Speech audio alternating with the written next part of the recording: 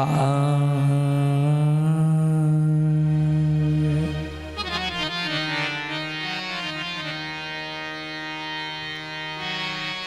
सूर्य कोटि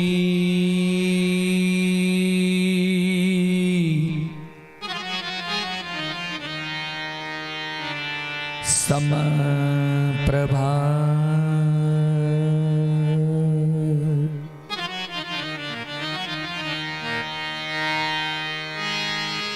निर्विघ्नं कुरु मे देव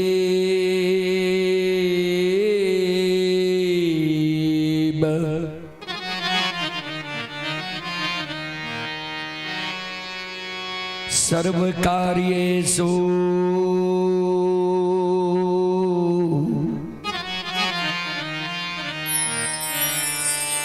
सर्वदा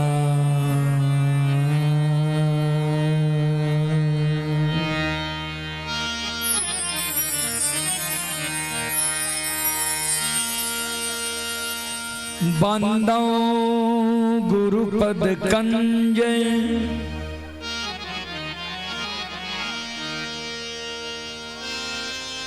कृपा सिंधु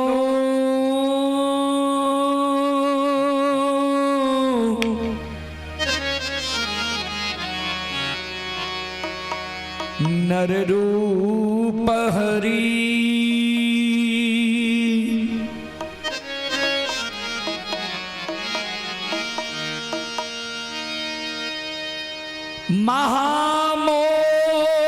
महामोह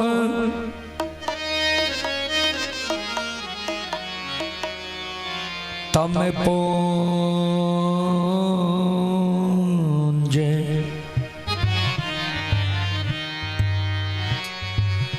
जासु बचन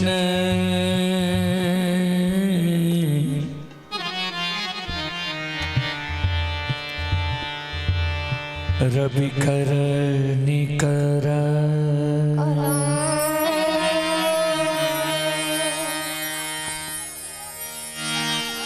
श्री गुरु चरण सरोज रजै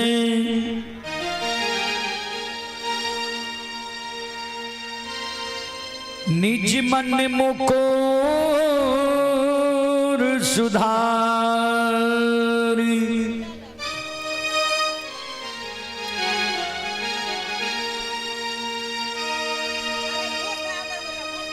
वरनौ रघुवर बिमल जसो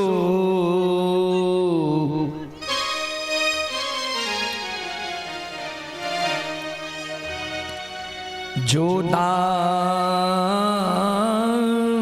दायक फल चार और सटा उसको परम आदरणीय महानुभाव श्रोत सज्जन वृंद भक्ति स्थल पर उपस्थित भक्तजन संतजन गुरुजन तमाम ग्रामवासी भारत भूमि की गौरव गरिमा बढ़ाने वाले देवी तुल्य माता एवं शक्ति स्वरूपा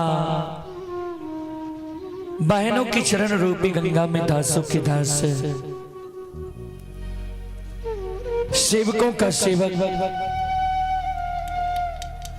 रूदल बंजियार का कोटि कोटि नमन है। बहुत अपार हर्ष की बात है बाबूजी,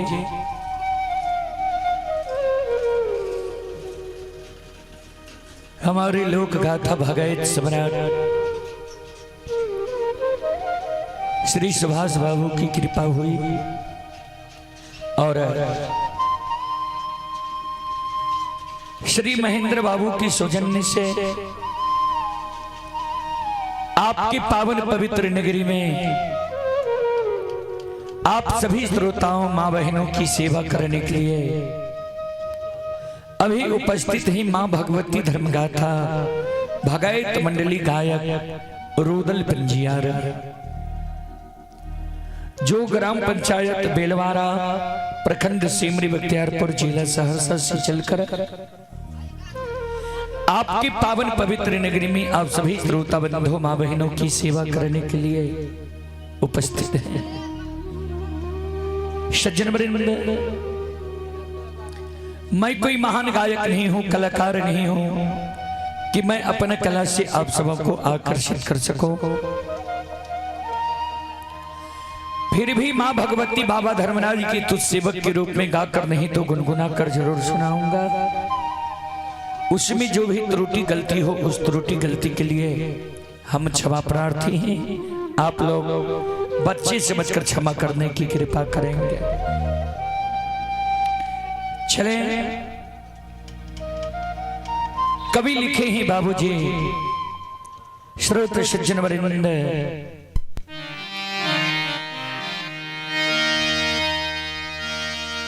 सुतदारा अरु लक्ष्मी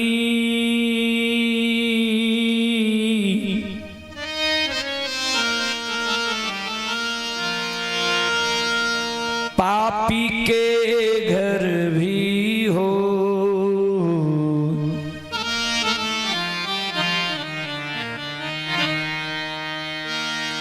संत समागम हरि कथा,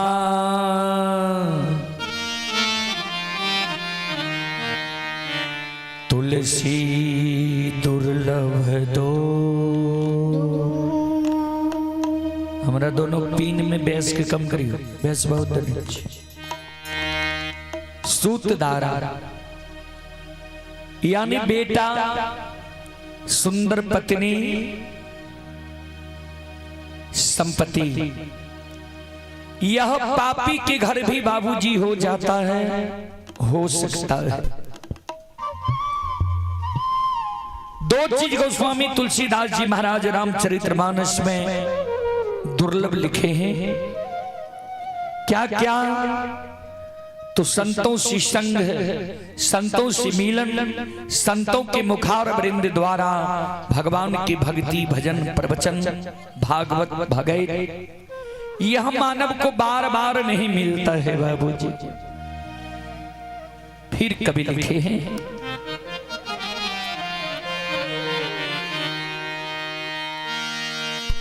जब तक रहेगी जिंदगी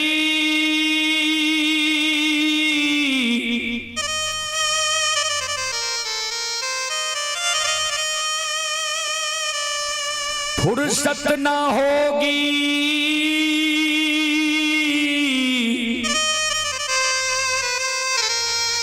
कभी काम से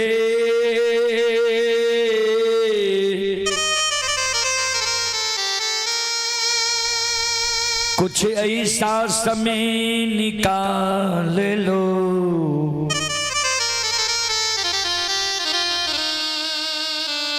प्रेम कर लो भगवान से।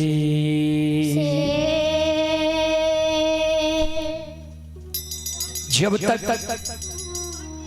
यह पंच भौतिक शरीर में जीवात्मा है, तन में प्राण है, तब तक काम से फुर्सत होने वाला नहीं है बाबूजी। इसी समय में मानव को कुछ न कुछ समय निकालकर भगवान की भक्ति, भजन, भागवत भगैत में भी देना चाहिए, जिससे मानव को मोक्ष मिलता है, सदगति मिलता है, स्वर्ग मिलता है। तो जहां तक ध्वनि विस्तारक उपकेंद्र द्वारा आवाज जा रही हो, वहां तक के भाई बंधु, माता एवं शक्ति स्वरूपा बहनों से मैं निवेदन करना चाहता हूं, आप लोग श्री महेंद्र बाबू के द्वार पर आकर भक्ति भजन सुनने के लिए आवे, सुनकर पुण्य के भागी बने। चले देवी गीत की ओर, और वही देवी गीत मैं आप सबों के बीच रखने का प्रयास करता हूं, जो देवी गीत आप लोग बार बार कैसेट में सुनते होंगे। आशिनी निपैत मां तरहत खिएले है, जिस देवी गीत को YouTube पर 3 करोड़ से ज्यादा श्रोताओं ने देखा है, सुना है, वही देवी गीत में सुनाने का प्रयास करता हूँ। आप लोग शांति का दान देकर बैठे, भक्ति प्रवचन सुनकर पुण्य के भागी बने।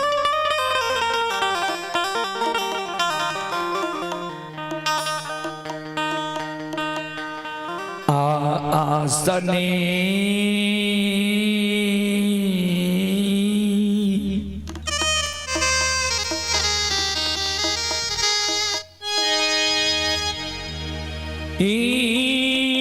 पई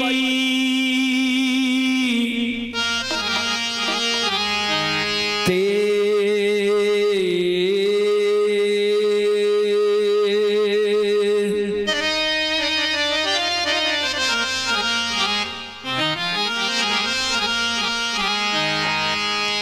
ये माँ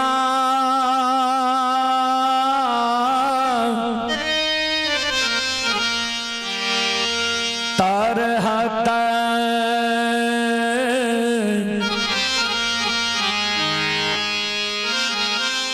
खियलै मैया ये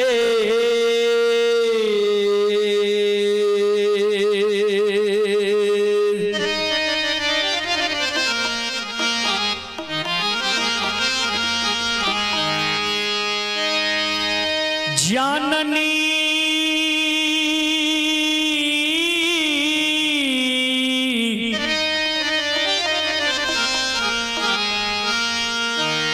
तरहता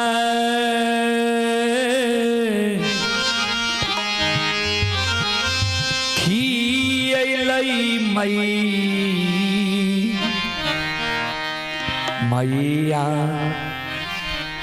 आये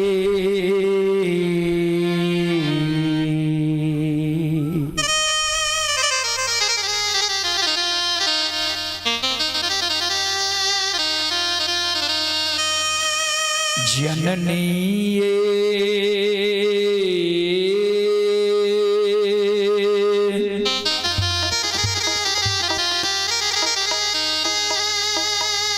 धूपा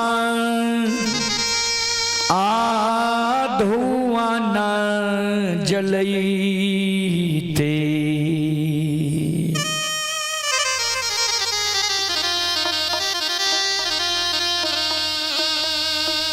छुटकी जान आललै से तैयो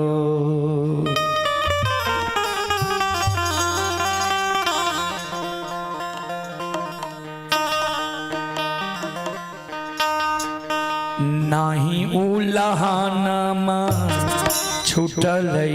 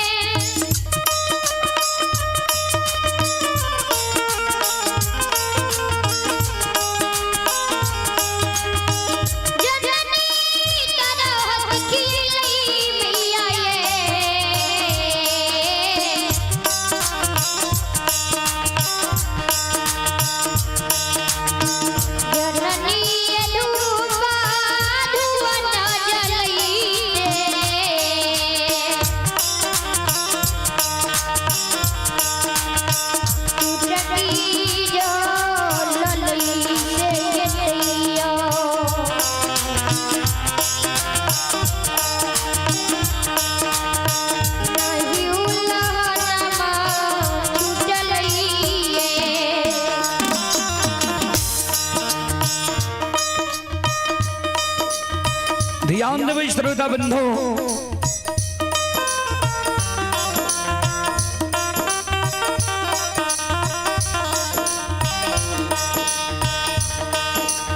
एक अबला एक बांझी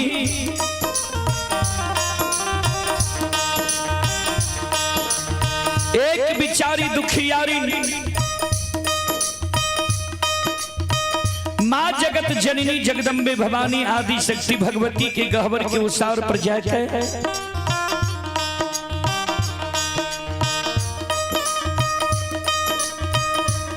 दोनों कर जोड़ के माँ जगत जननी जगदम्बे भवानी आदि शक्ति भगवती से अर्जी करे,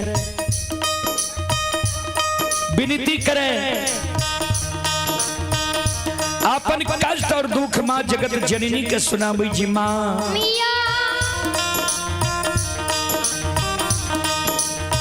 अपनी के आसनी गहवर निपैत माँ हमर तरह खिया गले,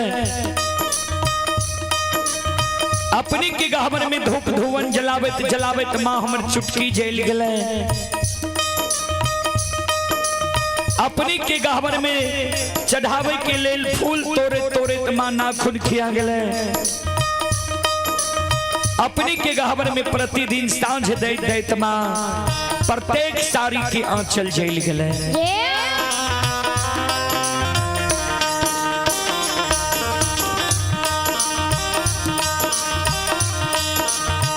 आतयो नाही देलियै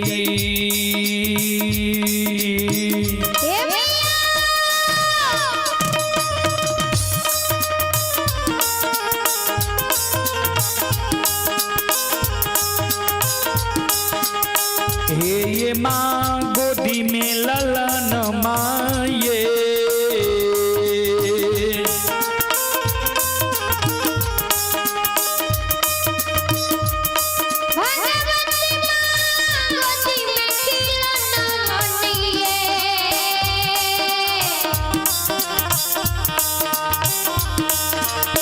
मैया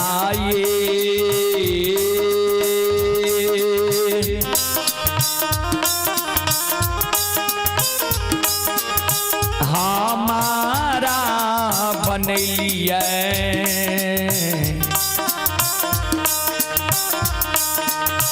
बांझी मरो छन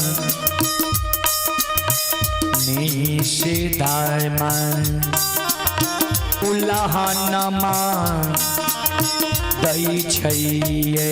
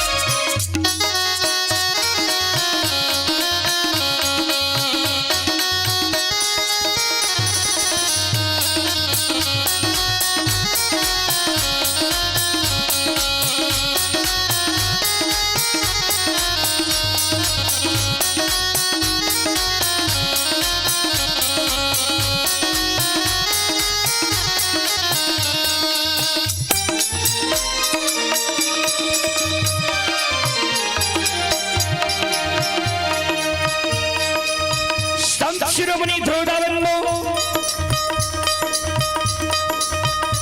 बिचारी दुखियारी नवला माँ जगत जननी के गहवर के ओसार पर जार बेजार काने कैन कैन के माँ जगत जननी के कहे माँ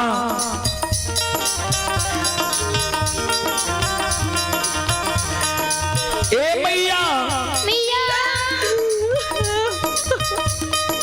हमारा कोई सजे माँ यहाँ एगो बेटा बेटी नहीं दिली है, पुत्र पुत्री संतान नहीं दिली है। एक कारण है नगर समाज की सास ननद गोत्री अरोसनी परोसनी दी है, हमारा उपराग दी है, हमारे नाम माँ बांधी रखनी है। दाई माई के तो उल्हन पराग माँ हम सह ले छी, लेकिन इस समाज में जब दाई माई के घर आंगन हम जाए छी, समाज में दाई माई के घर आंगन में दाई माई के गोद में दाई माई के बेटा बेटी के खेलत देखे छियै। दाई माई के गोद में दाई माई के बेटा बेटी के हंसै के आवाज सुनै छियै। माँ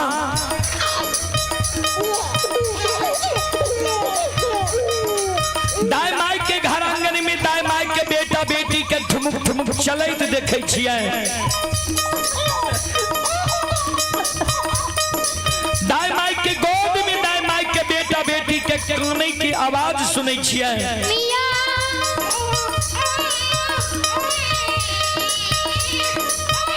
वो आवाज सुन के माँ हमर हिया सालै है।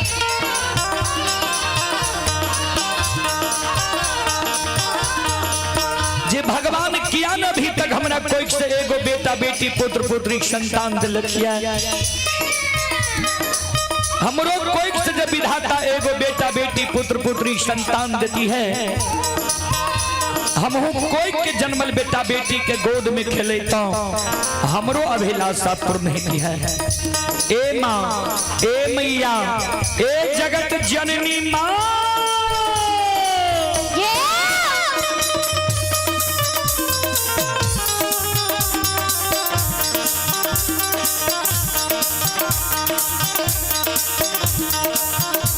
सबके आंगन माँ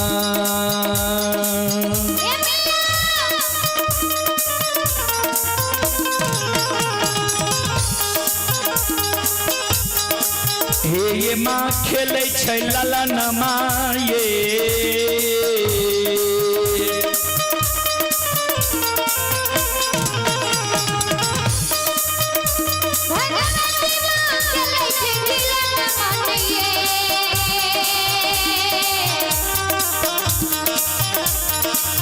मैया ये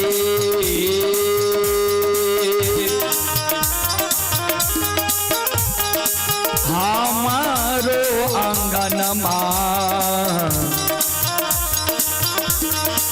लागे छै उदास सासी एक ये खिलौना माँ बिना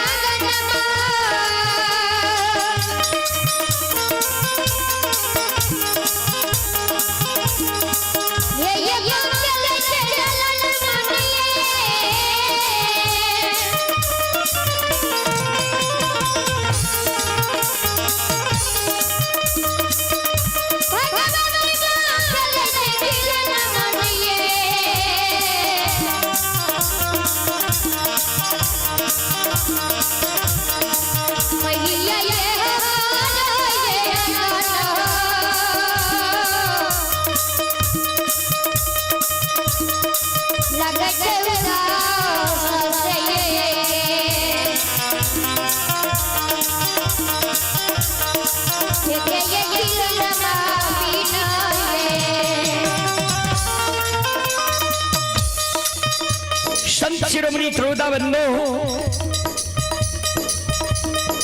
बिचारी दुखियारी नवला माँ जगत जननी के गहवर के वो सार पर जार बेजार कौन है। आंख से आंसू बिचारी दुखियारी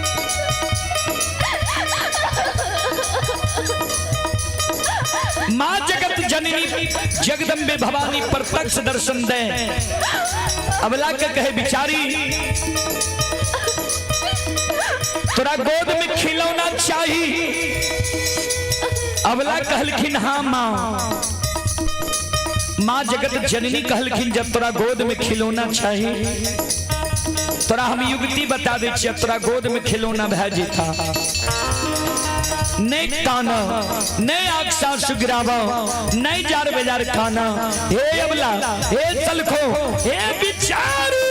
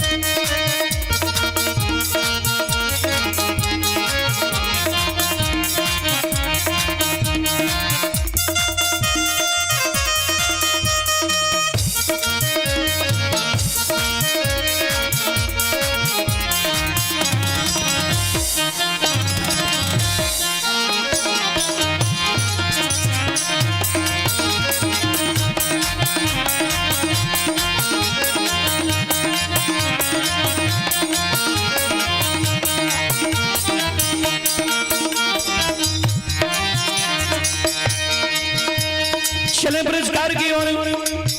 आप हैं शंभुनाथ पौदार बिजली मिस्त्री गोलमा। शंभुनाथ पौदार हैं बिजली मिस्त्री गोलमा के निवासी हैं। श्रद्धालु की ओर से श्रद्धा की साथ भरी उदार दिल से शानदार 51 रुपए की पुरस्कार आए हैं। भगवान श्रद्धालु के मनोकामना को पूर्ण करें। मां सरस्वती परिवार में बाल बच्चे को सद्बुद्धि सद्ज्ञान दे। बाबा भोले भंडारी भंडार को हरे रखें। जय हो दानी श्रद्धालु की जय हो। उनके समस्त परिवार की जय हो।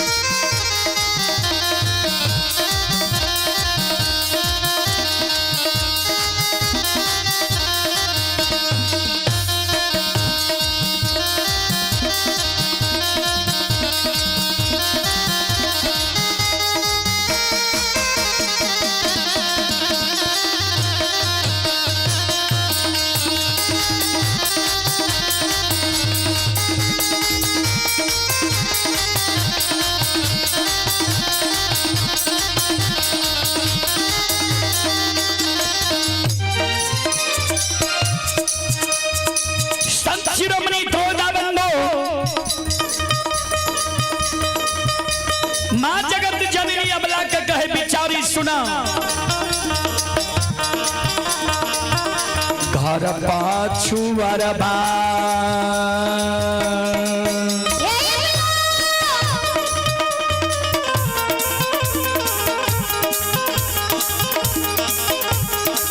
अबला बसै छ तुम्हार भैया हे।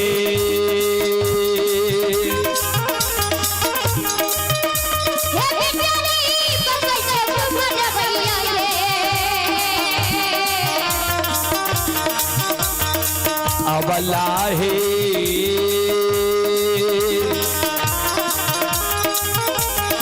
मिट्टी के बलकबा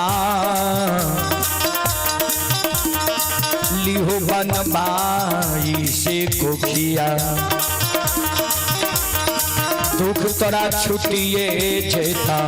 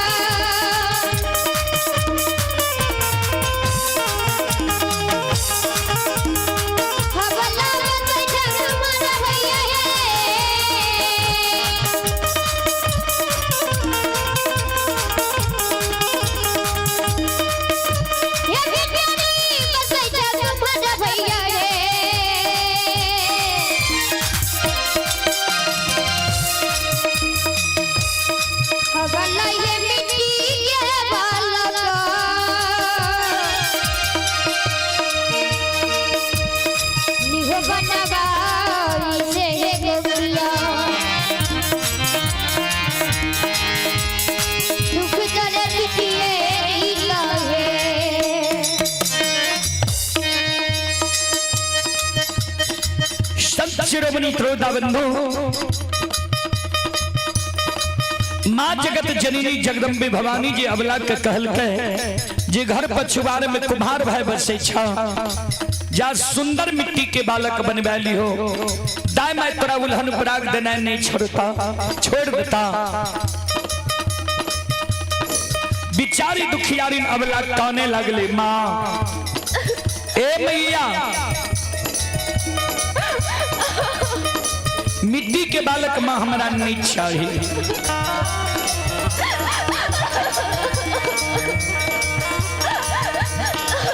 मिट्टी के बालक ठेस लागे फूट जाए छे, मिट्टी के बालक से दाई माँ हमरा उल्हन पराग देना नहीं छोड़ता है। माँ जगत जननी कहलखिन जो तोरा मिट्टी के बालक नहीं चाहिए तो चल जाने तू बढ़ई भाई के द्वार, सुतिहार भाई के द्वार, सुंदर काठ लकड़ी के बालक बनवाली हो, दाई मैं तोरा उल्हन पराग देना छोड़ देता। लाइट के बंद कर दियो, बिजली चाहबे 24 घंटा, लाइट के बर्बाद करबे झूठे। अभी छे लाइट के कोनो, लाइट बंद करियो सब।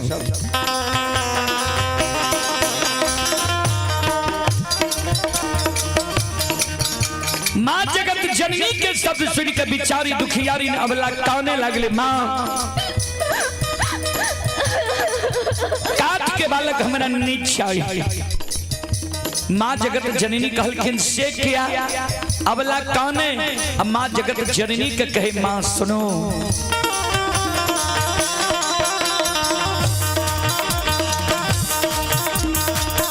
काठ के बालक बा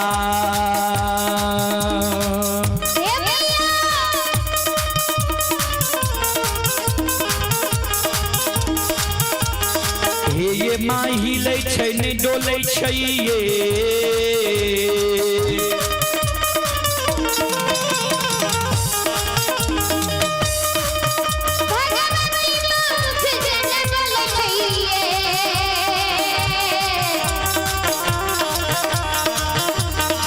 मैया ये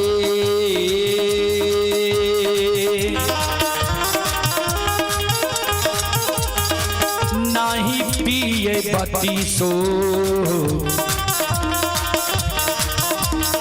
सुआ दूध से कोना कोना उल्हन मां छुटतैया।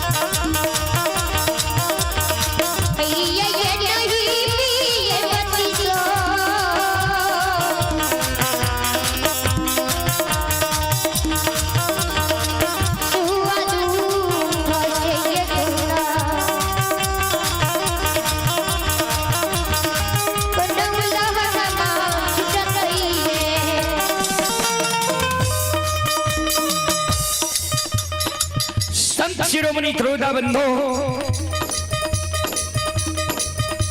आदि शक्ति अबला के शब्द सुन के कहल के जो तोरा काठ के बालक नहीं चाहिए, लकड़ी के बालक नहीं चाहिए, तो चल जाने तू सोनार भाई के द्वार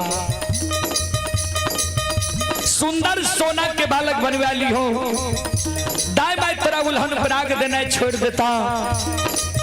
बिचारी दुखियारी अबला काने लगले, माँ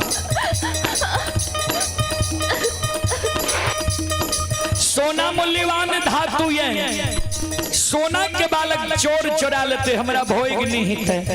सोना के बालक से भी दाई माई हमरा उल्हन पराग देना नहीं छोड़ते। माँ सोना के बालक माँ हमरा नहीं चाहिए।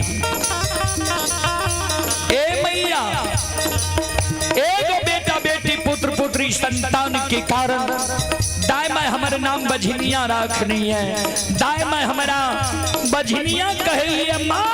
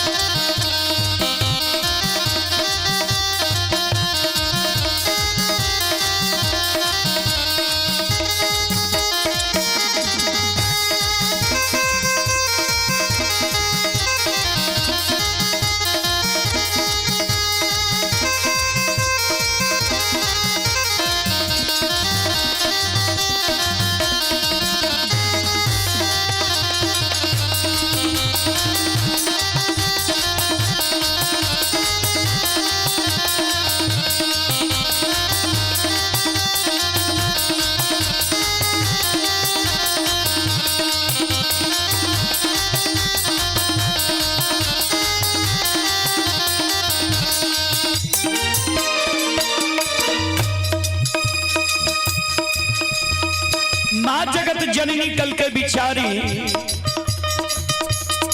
नहीं तेरा मिट्टी के बालक चाहिए, नहीं काठ के बालक चाहिए, नहीं सोना के बालक चाहिए, तो तू कौन नहीं किया छो। भगवान पर सुरता लगावा। भगवान के घर में देर छे अंधेर नहीं छे। जरूर तोरा कोई से बेटा बेटी पुत्र पुत्री संतान हेता। हे अबला, हे सलखो, हे बिचारी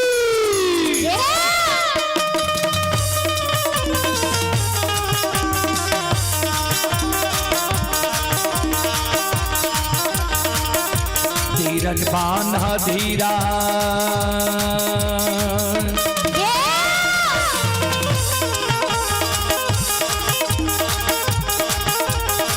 अबला दिल में धीरज बांधा है।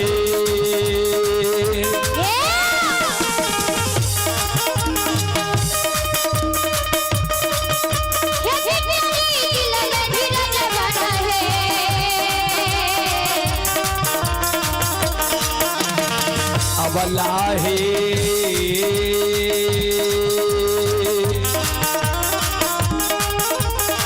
भगवान देता को दे,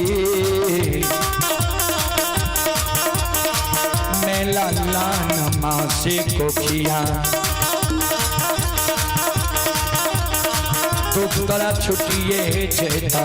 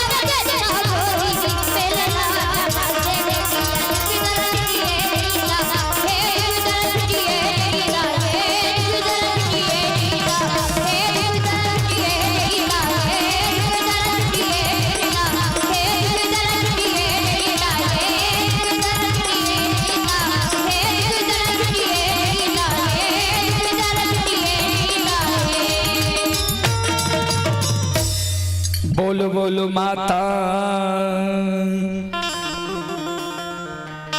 भगवती महारानी की।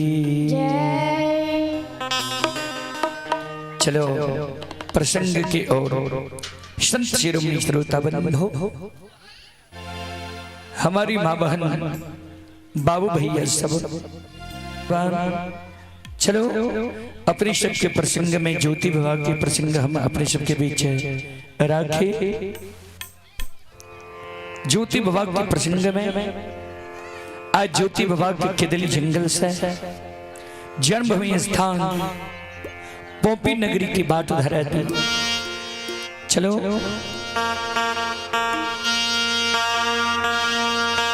शांति के ध्यान रख बैसो,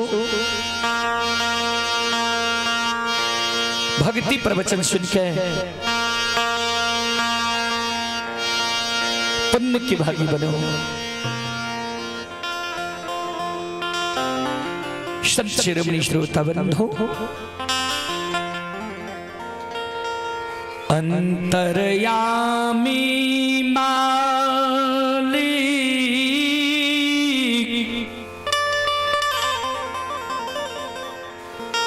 ठाकुर जी धर्मराज बाबा,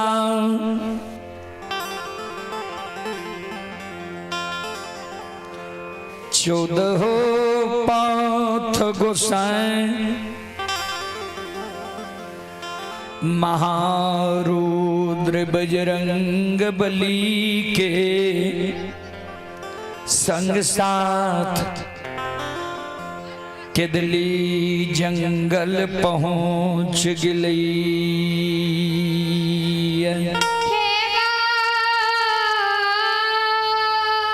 हेलो हेलो हेलो, साउंड को कम करिए।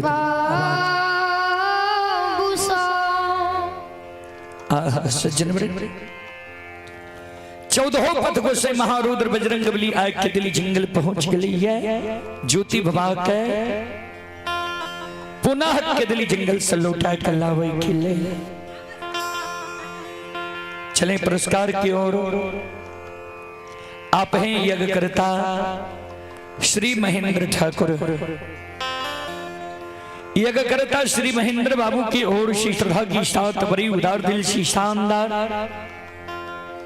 101 रुपए की आशीर्वाद हमारी मंडली के लिए आए हैं।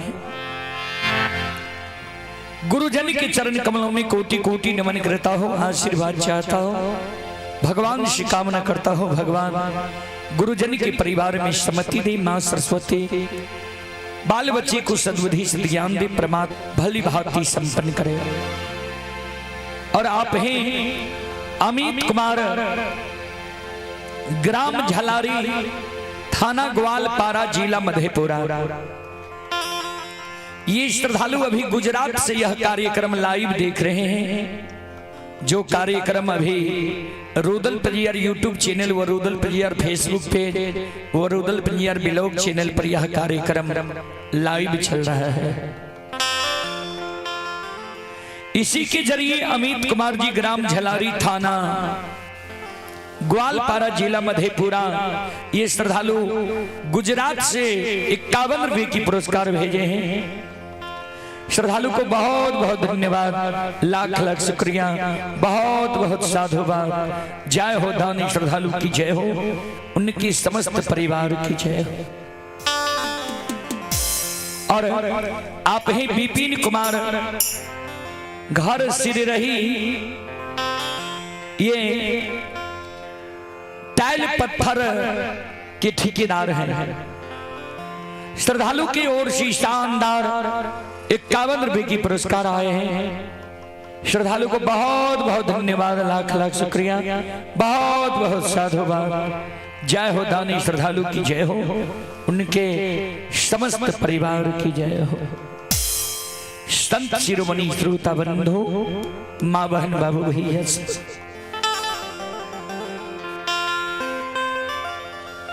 14 पाथ गोसाई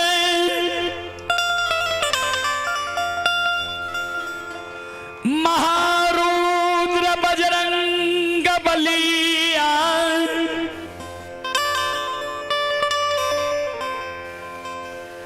केदली जंगल पहुँच गलैया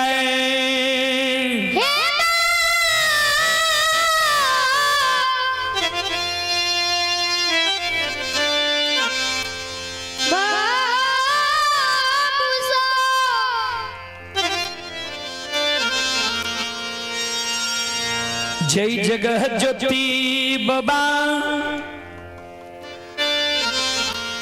तप करई रही ज्योति बाबा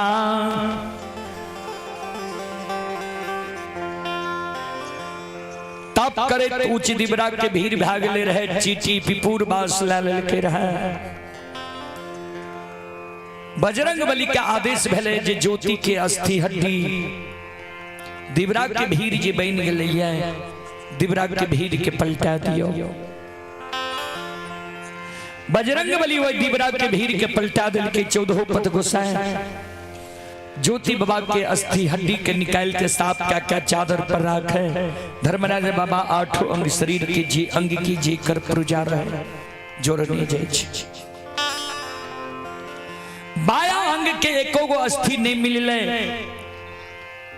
कोयली की पुकार के कोयली कहल के जे एक दिन के लिए माँ बनदेवी बन सब तो कर रखवारी छोड़ के केदली से पोपी गली रहा माँ बनदेवी की पुकार भले माँ बनदेवी अस्थि हड्डी लाइव के दे छे 8 अंग शरीर के जोड़ दे छे ज्योति बाबा के जीवात्मा के धर्मराज बाबा इशारा करे आब तोरा लेल पिंजरा तैयार छ पिंजरा में प्रवेश कर ज्योति बाबा की जीवात्मा पिंजरा में प्रवेश करे ले तैयार नहीं हो कहे सरकार संसार में जतेक कष्ट छे जतेक दुख छे सारा कष्ट दुख ए पिंजरा के भेले आब एकरा से कष्ट दुख बर्दाश्त नहीं है धर्मराज बाबा कल के ज्योति की जीवात्मा मानव के जीवन में कभी सुख होई छे तो कभी दुख सुख और दुख दोनों भाई छिए कर्म के अनुसार मानव के सुख दुख भोगेले पड़े छे जहिना नदी में 2 किनार होई छे वहिना जीवन में 2 किनार छे सुख और दुख हे हो दुख के समय पिंजरा के टेल गेलैया सुख के समय अइलैया चला पिंजरा में प्रवेश करा बाबूजी ज्योति बाबा की जीवात्मा पिंजरा में प्रवेश करे ले तैयार भे जाए छे धर्मराज बाबा 14 पथ गोसाई महारुद्र बजरंग बली के कहे जे केदली जंगल में छिप जाओ किया 12 वर्ष पर आज तपस्वी की आंख खुलते आंख लाल पीला होते हृदय में जे क्रोध उबज गले मुंह से कहीं दुर्वाख निकल जते एकर बानी व्यर्थ नहीं हिते किया 12 वर्ष तपस्वी जीवन के व्यतीत कैल के वृद्धा न हो ही देव ऋषि वाणी एकर बानी व्यर्थ नहीं 14 पथ गोसाई महारुद्र बजरंग बली केदली जंगल में छिप जाए छे धर्मराज बाबा भी एक वृक्ष के ओट ओढ़ में छिप जाए छे जहिना ज्योति बाबा के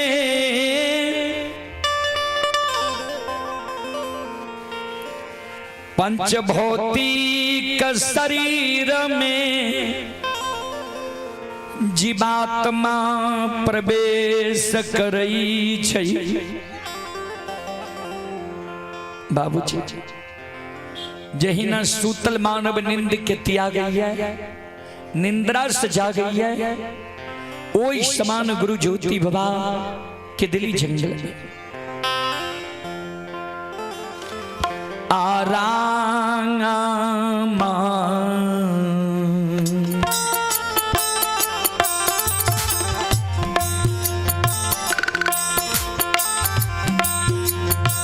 राम के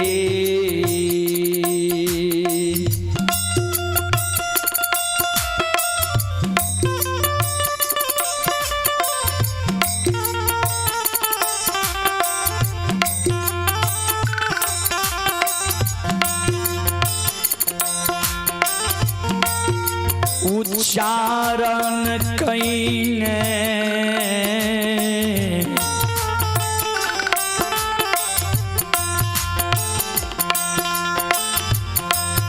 बनवासी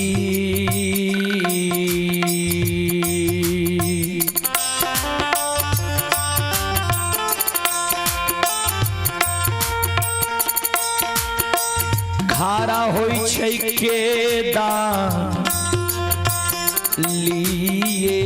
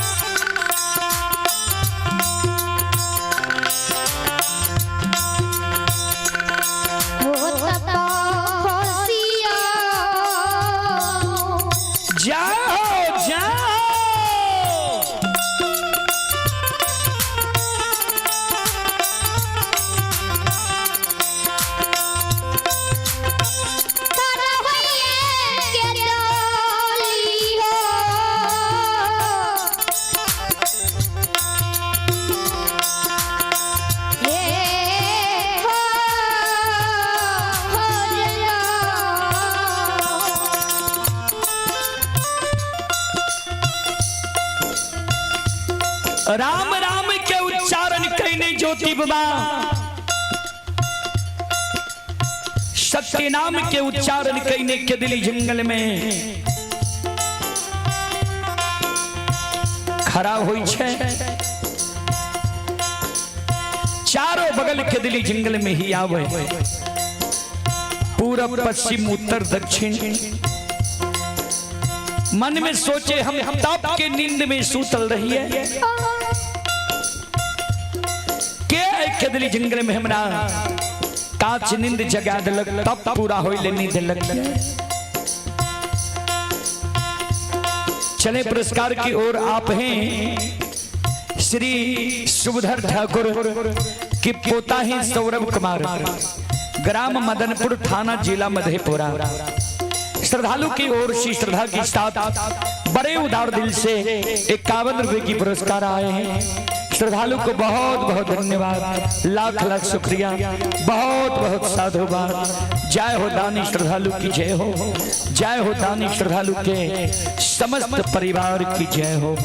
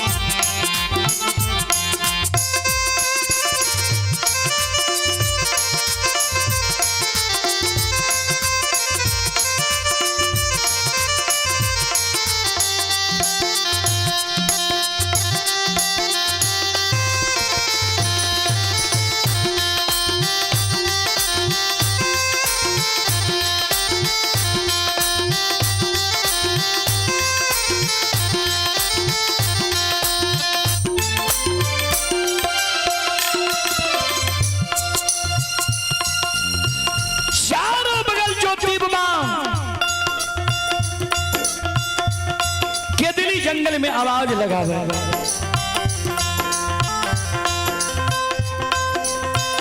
के दुश्मन मुदई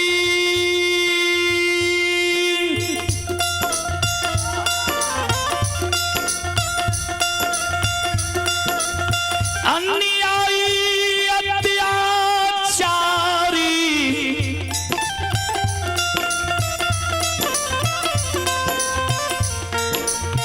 दैत भूत देवी देवता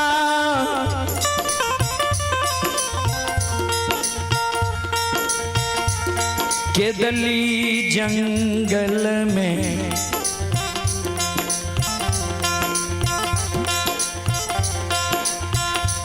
हमरा अगल बगल में बास लाल नहीं है राय दुश्मन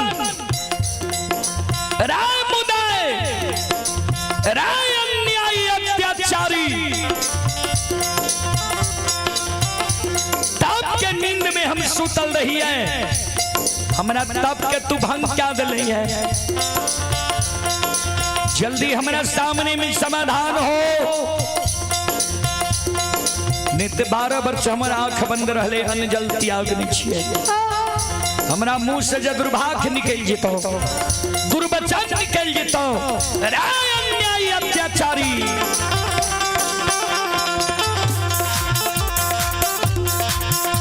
और जेल के भाषा मारे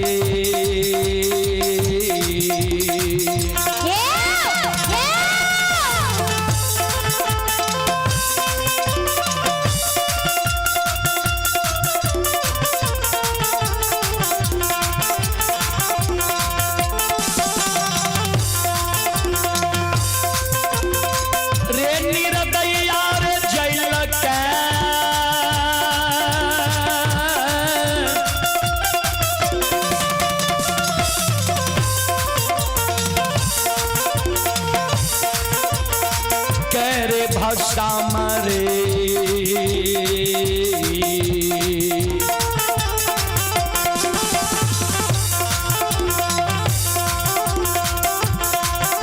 हेरे है मेरे निर्दयिया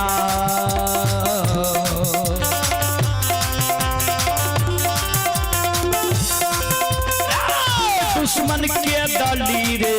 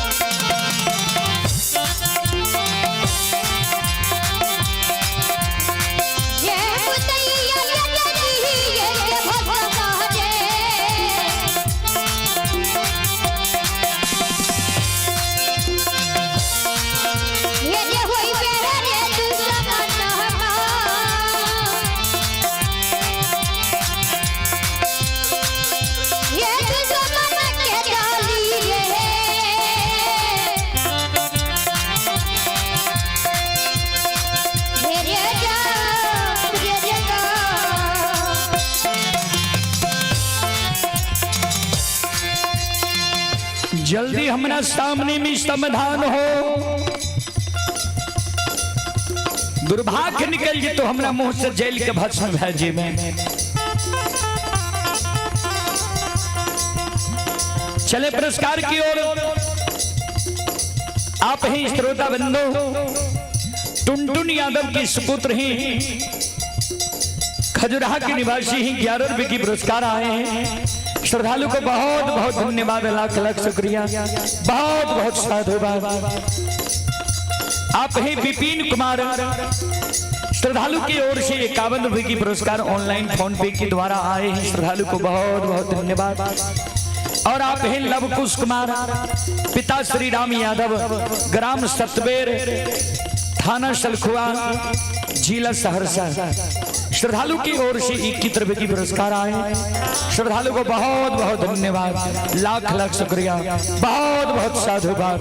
जय हो दानी श्रद्धालु की जय हो, जय हो दानी श्रद्धालु के समस्त परिवार की जय हो।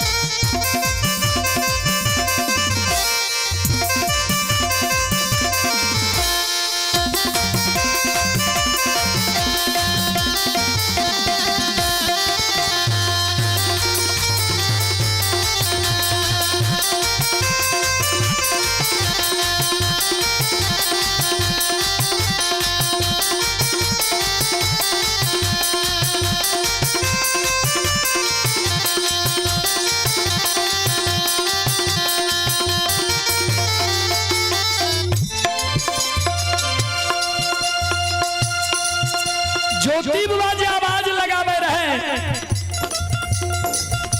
धर्मराज बाबा वृक्ष के ओट और हमें जे छिपल रहे, वृक्ष के ओट और से धर्मराज बाबा दौड़ल आवे ज्योति बाबा।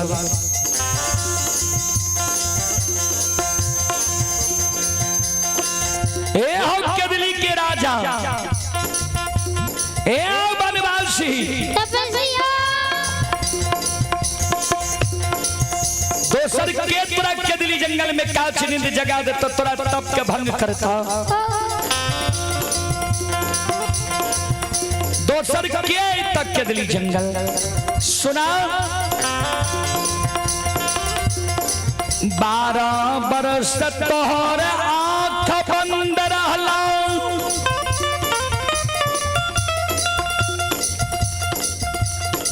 तप पूरा भागला,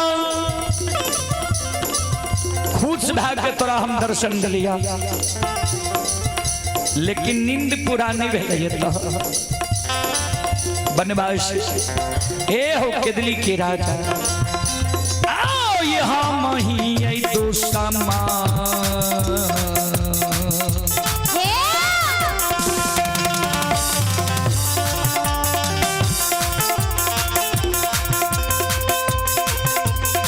केदली के राजा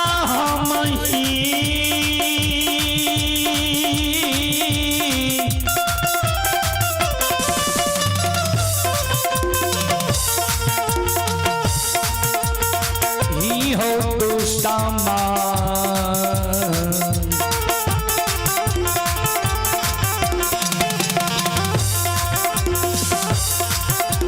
मुदैया बन के बनवासी,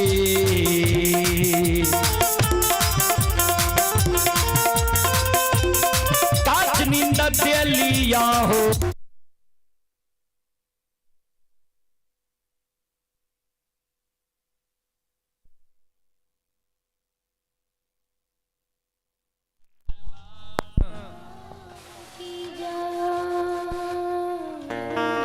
भक्त और भगवान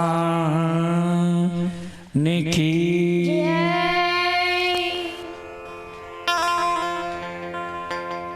केदली के राजा,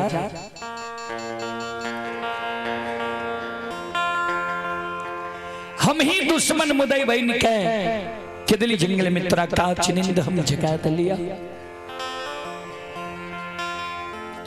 ज्योति बाबा के नजर धर्मराज बाबा पर पड़ले। ज्योति बाबा दोनों कर जोड़ के केदली जंगल में धर्मराज बाबा के चरण में प्रणाम करे। सरकार हमारा यहाँ दुख लिख लिए, यहाँ के लिखल कष्ट दुख के भोगल हम केदली जंगल एलिए। यहाँ के कौन कष्ट कौन दुख जे जंगल जंगल वन वन साधु संत ऋषि महात्मा ब्रह्मचारी त्यागी के ताप के यहाँ भंग करने घोरे कथी ले लिए सरकार केदली जंगल। धर्मराज बाबा कल के केदली के राजा जे भगवान के भक्त के कष्ट भा जाय छे, दुख पड़ जाय छे, भक्त के कारण भगवान भी बेचैन रहे छे, चैन से नहीं रहे छे। जय दिन से तोरा केदली जंगल लिख लिया ये वही दिन से हम बेचैन छी, चैन से नहीं छी। केदली जंगल हम एलिया ये तोहर मदद करे ले, तोहर उपकार करे ले। ज्योति बाबा कल के सरकार कौन मदद करे लिए हमार कौन उपकार करे ले लिए कल के सुना। ए हो तो राजे 12 बरस केदली जंगल लिखलिया ये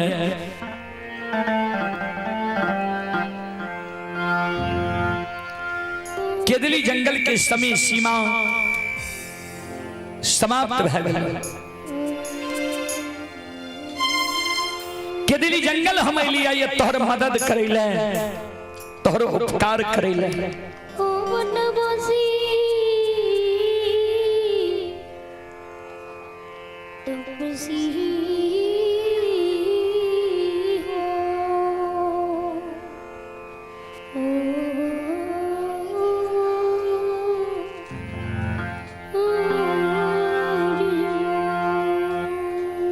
केदली जंगल से तोरा हम ले जाए ले एलिया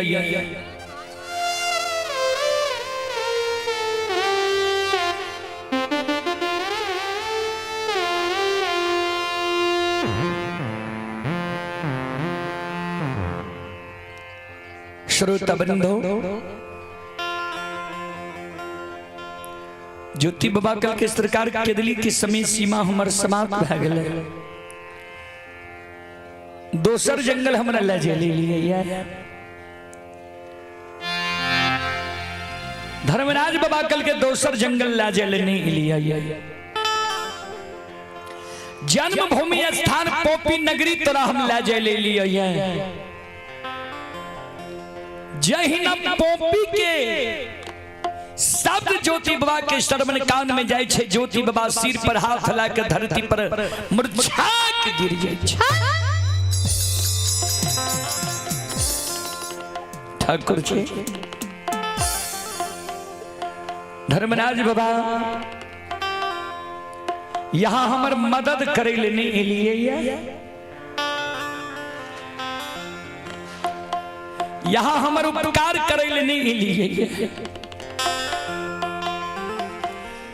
बिसाराल सोग के याद दिलावैले केदली एलिए। ठाकुर जी जे पोपी नगरी के ममता मोह याद के सुख दुख के हम 12 वर्ष पहले भूल गलिए। वही बिसरल सोग के यहाँ आए याद दिलावे केदली जंगल लिए। तोरा जे कहे हमरा जे यहाँ कहे छी तोरा ला जेब पोपी नगरी के कर मुंह देखे ले पोपी नगरी हम जेबै के हेते अब हमरा पोपी नगरी में। धर्मराज बाबा कल के 12 वर्ष में तू सबके भूल गेला। केकरा केकरा छोड़ के हो ये तोरा याद नहीं छा। ए ओ माई के छोड़ के लहया धर्म पत्नी के छोड़ के लहैया, धर्म के गहवर अशोक वृक्ष के छोड़ के लहैया, समाज के छोड़ के लहैया। तोरा याद नहीं छा? जहिना ज्योति बाबा के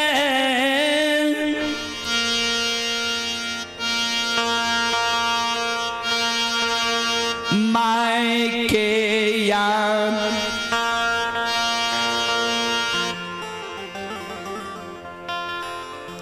धर्मराज बाबा दिलावई। ज्योति बाबा सिर पर हाथ ला के धरती पर मूर्छा, माय के याद हमरा दिलावे ले हो है। अब हमर माय जिंदा होते। जय दीन के दली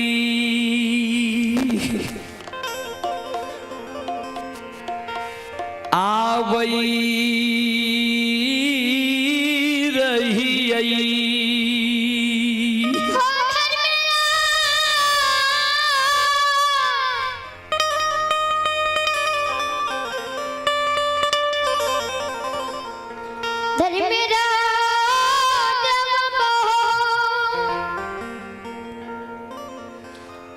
जय दीन के दलिया वही रही,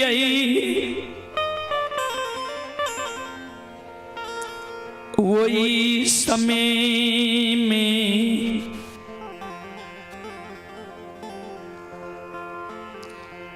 माय हमारे 80 बरस की उम्र में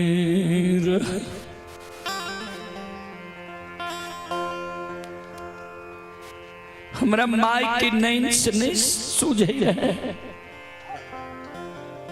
श्रवण कान हमरा माय के नहीं सुने।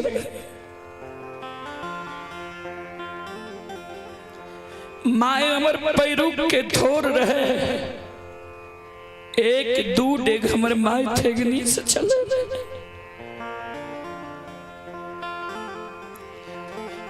एक ते हमरा माय के बुढ़ारी उमर, दोसर हमरा माय के एक कोरिया एक लौता बेटा की चिंता।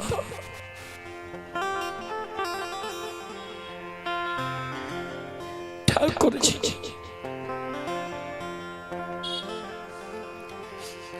जय दीन के दलिया वही रही,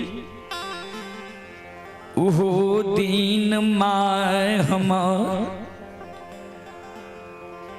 जार बेजार कौनई।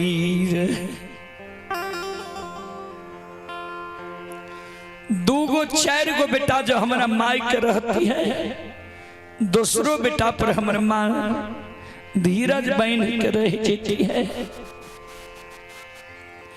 एक गो एक लौता बेटा हम माई के रही है।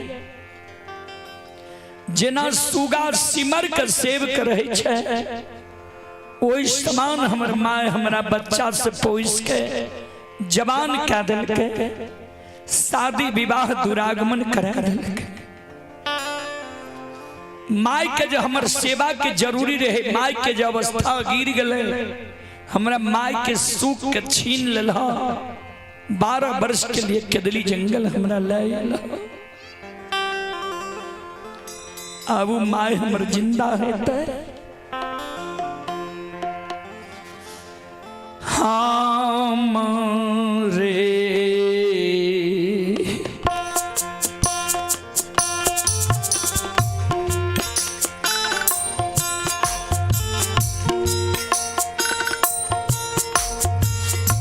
हो निर्मोहिया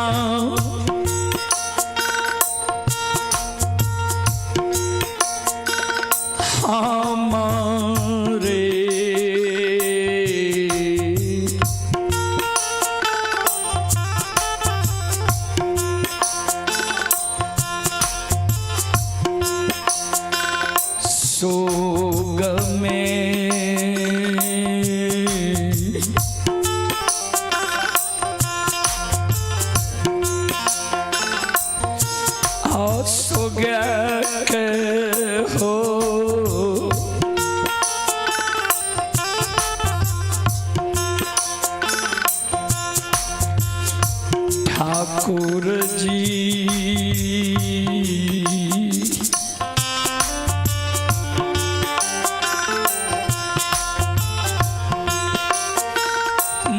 लागल है तई मैयो पॉपी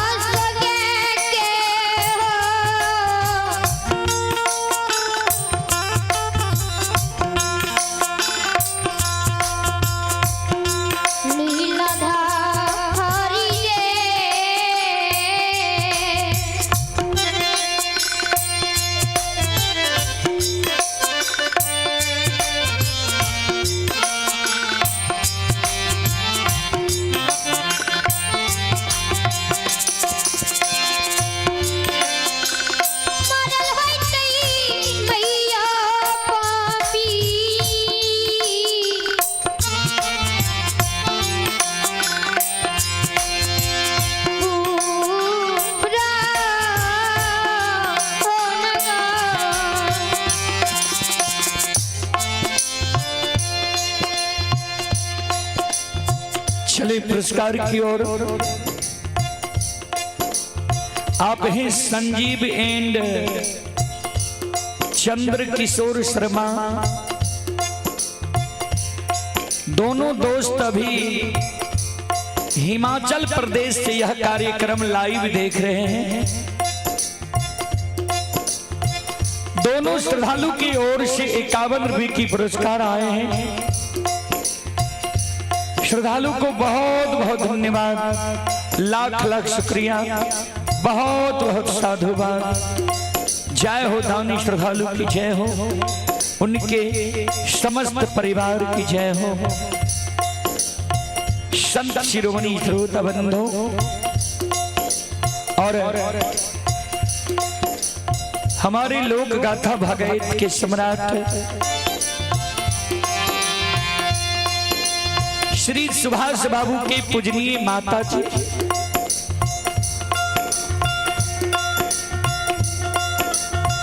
श्री सुभाष बाबू के पूजनीय माता जी की ओर से 101 रुपए की आशीर्वाद हमारी मंडली के लिए आए। माता जी के चरण कमलों में कोटि कोटि नमन करता हूँ, आशीर्वाद चाहता हूँ। भगवान से कामना करता हूँ, भगवान माता जी को भवसागर की नैया से पार लगा दे। जय हो दानी श्रद्धालु की जय हो, जय हो दानी श्रद्धालु के समस्त परिवार की जय हो।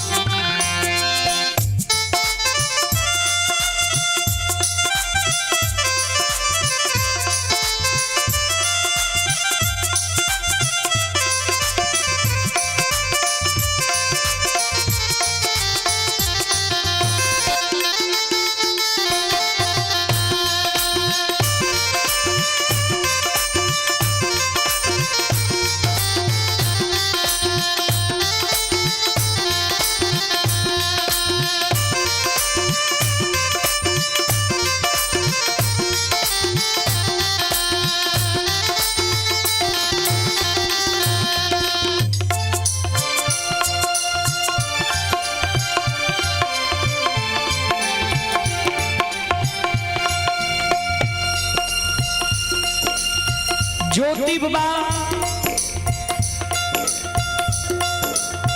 केदली में काने ठाकुर जी जय समय में मानव के तन से प्राण निकले छे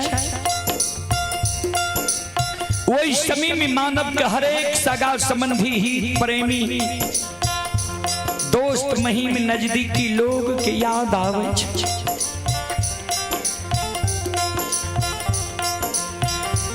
जय समय में माए के तन से प्राण निकलई होई वही समय में हमारा माय के जरूर अभागा कुरिया बेटा के याद आल है। माय के जीवात्मा पुकार करे है जे बेटा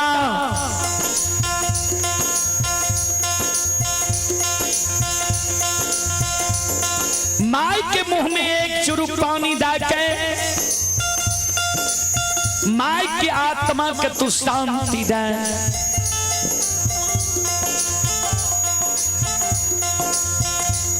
माय के मुंह में एक चुरुक पानी दे बला हमारा घर में क्यों नहीं रहे ठाकुर जी।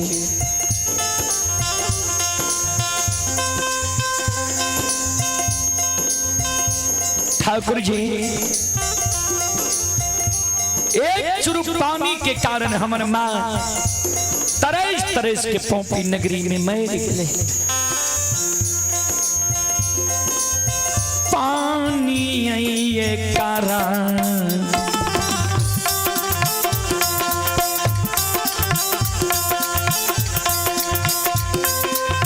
ए निरमोहिया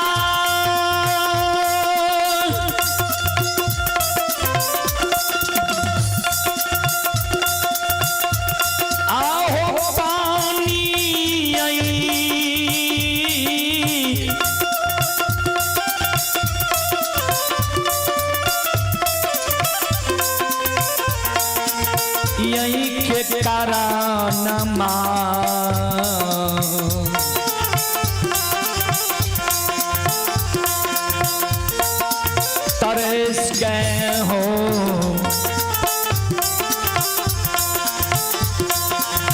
ठाकुर जी।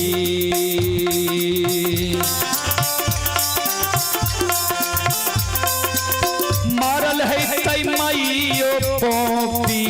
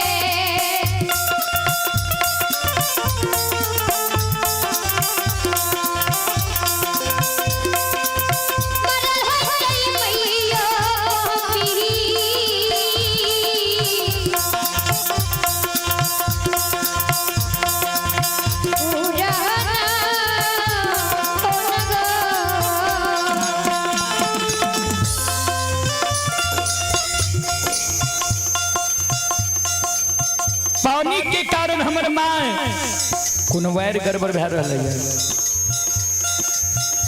तरस तरस के पोपी नगरी में मर गए रहते माय के कोनो दोसर बेटा नहीं रहे जे हमरा माय के लिए लाल पियर के फरकी डोली बना के ओई पर हमरा माय के सुता के शमशान ले जाती है।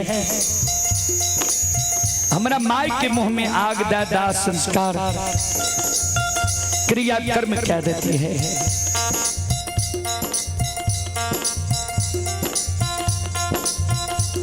ठाकुर जी धर्मराज बाबा ओछ जाए तो डोम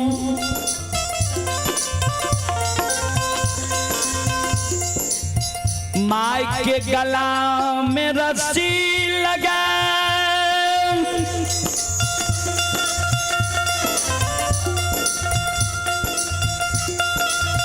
घिसिया शमशान में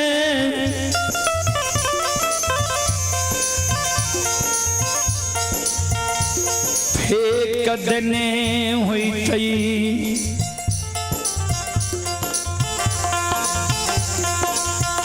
ठाकुर जी ओ धर्मराज बाबा हे अंतर्यामी माली हमरा माई के मुंह में आग नहीं पड़ल है दास संस्कार क्रिया कर्म हमरा माई के नहीं भेले।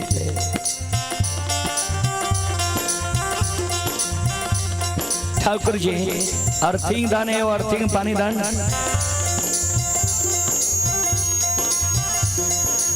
श्रोता भगवान आनयो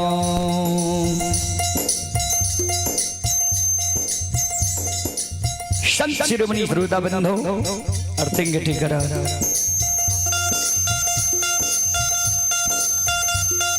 ध्यान दे।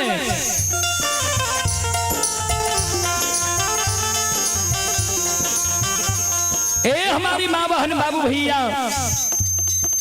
संत शिरोमणि श्रोता भगवान ध्यान दे।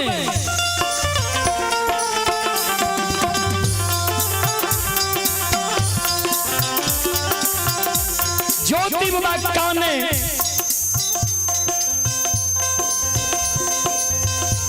कुलवंती नारी धर्म पत्नी के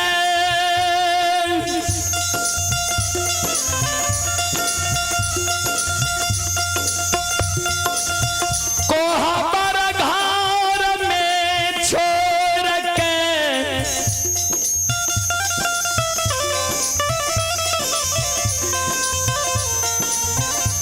पोपी नगरी से केदली जंगल हम एलिया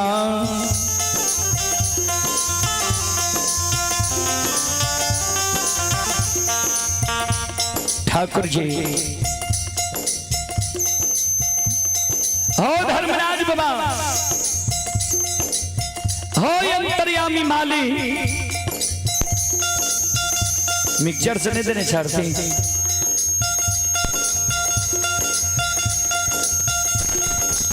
माली उतार में देने छे वैसे हेते कि कहै ठीक छे फॉल्ट कतो करे के छे कर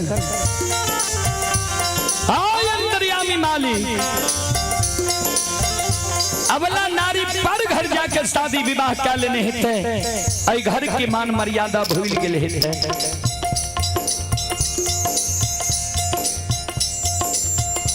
ठाकुर जी हो धर्मराज बाबा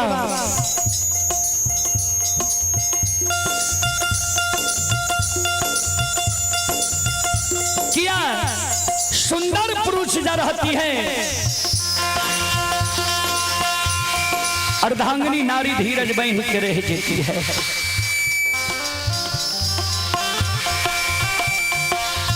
माली हो ठाकुर जी आबाला हो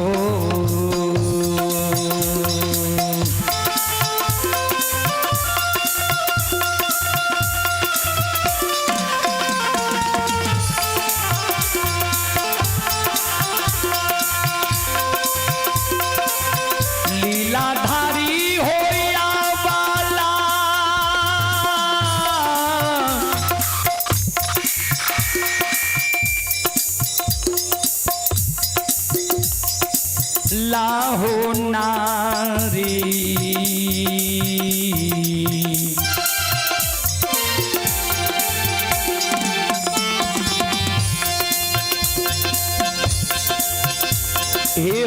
कहीं हुई तई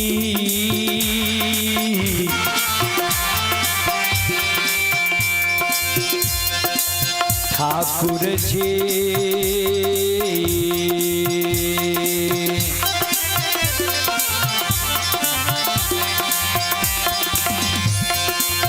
कैने है ते पर घर शादी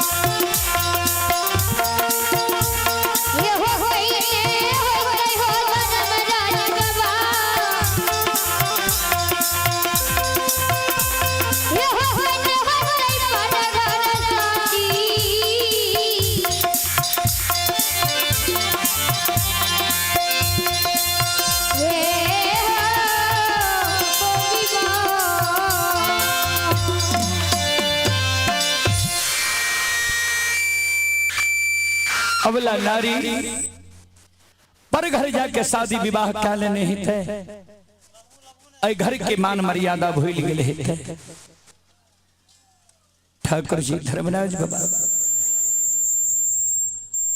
हो यंत्रियामी माले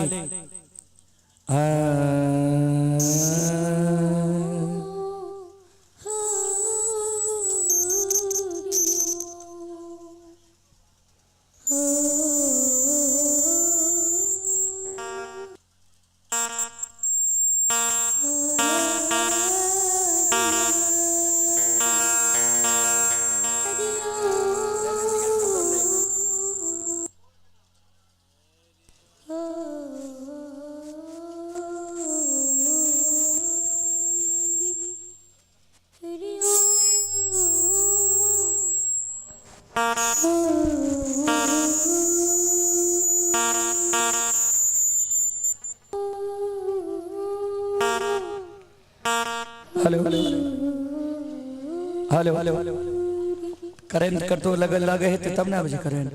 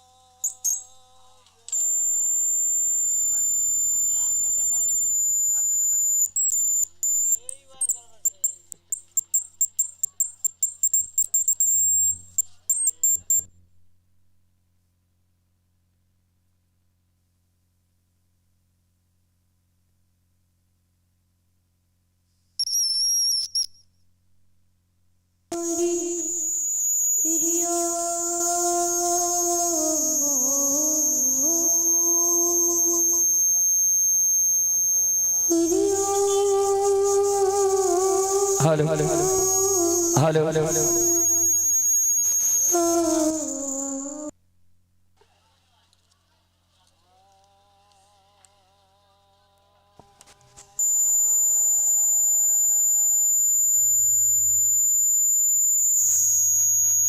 हेलो हेलो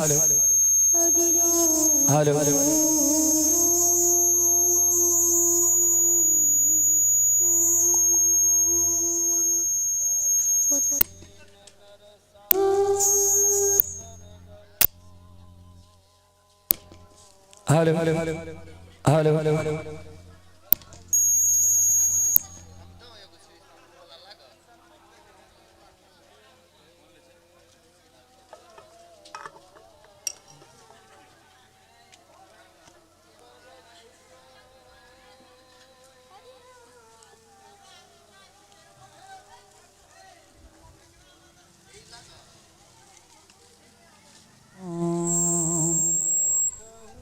बोल बोल मैया जगत जननी जगदम्बे भवानी की जय। श्री दाता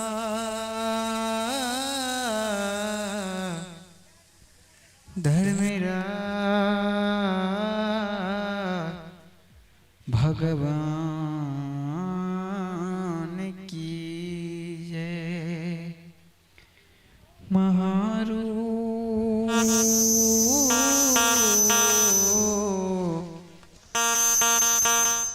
बजरंग बली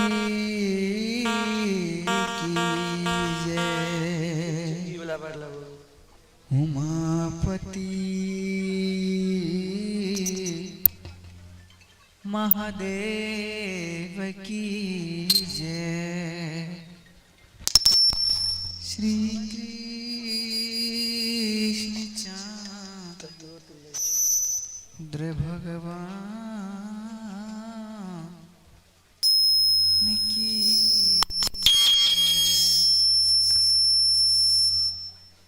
जय। करुणा कादम्बिनी जय जय जय विद्यादायिनी कृपा करो सुखदायिनी हे माँ मैया तुम सबको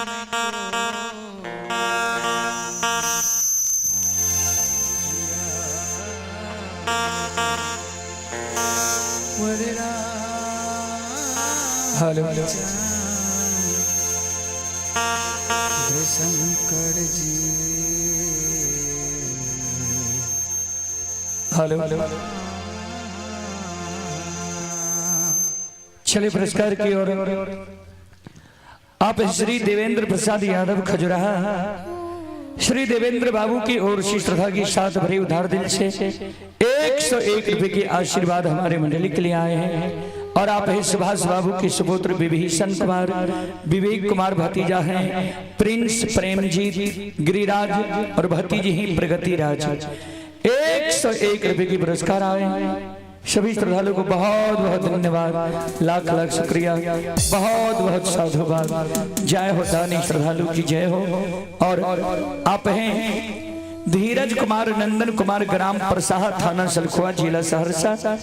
ये श्रद्धालु की ओर से फोन पे के द्वारा शानदार 21 रुपए की पुरस्कार आए हैं। श्रद्धालु को बहुत बहुत धन्यवाद लाख लाख शुक्रिया बहुत बहुत साधुवाद। जय हो दानी श्रद्धालु की जय हो। जय हो दानी श्रद्धालु के समस्त परिवार की जय हो।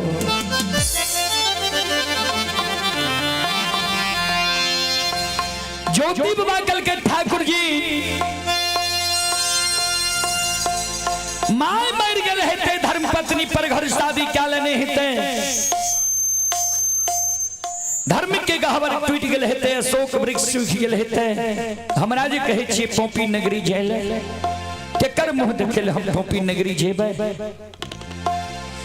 के हेते आप पोपी नगरी में? पोपी नगरी जेबै, समाज के लोग हमरा देखते, देख के हमरा हंस दुस के मारते जे कोढ़िया के देखा माय मर गले, पत्नी पर घर शादी कै लेलकै, धर्म के गहवर टूट गेले, अशोक वृक्ष सूख गेले, फिर कोढ़िया अइले ये पोपी नगरी।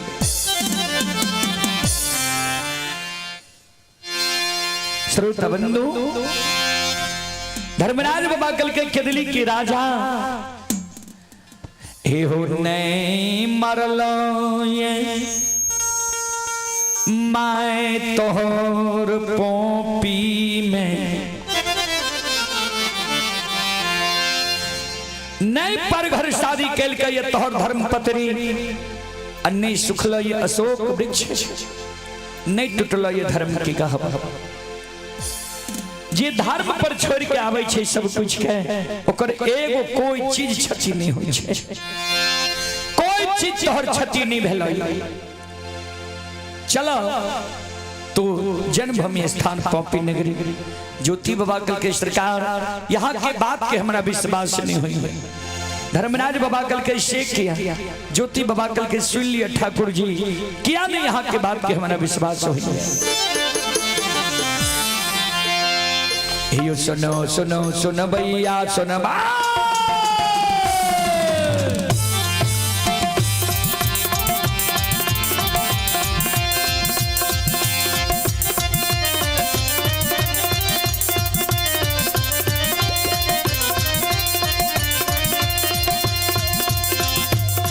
यो सुनो सुनो सुनो भैया सुनो भाई,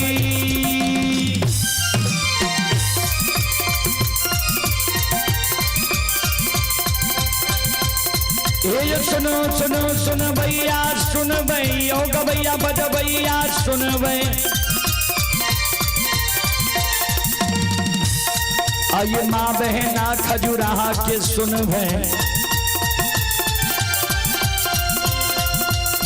आये धर्म की बात ध्यान से सुन भई, ए मालिक के लीला के सुन भई, बरबर लीला गोसैर चल के माया लगल के रास रचल का।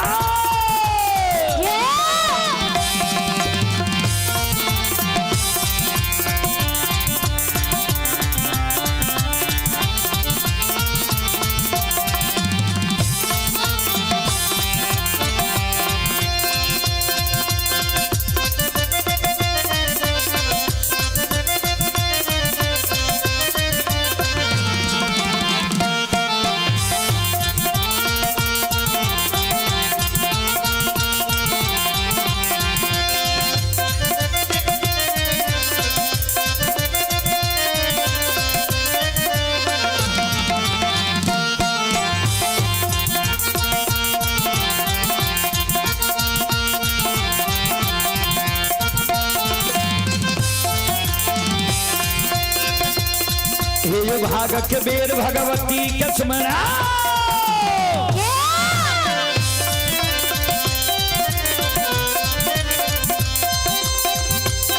ये जो भाग के बेर भगवती के स्मरो, सादा भवानी जगदम्बा के स्मरो, ये जो ज्ञान देवैया गुरु बाबा के स्मरो,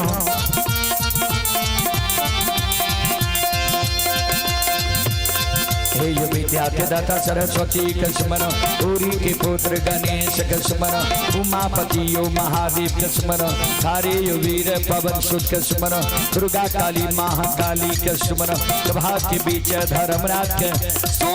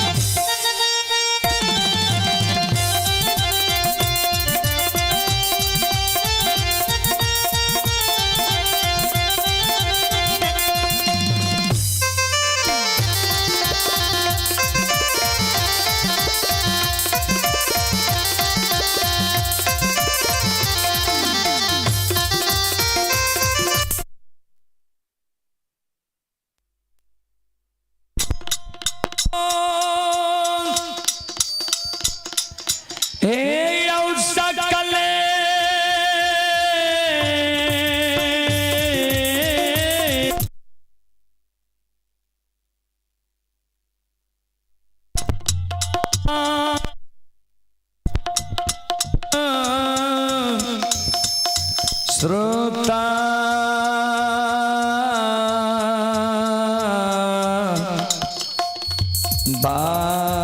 बाबूसा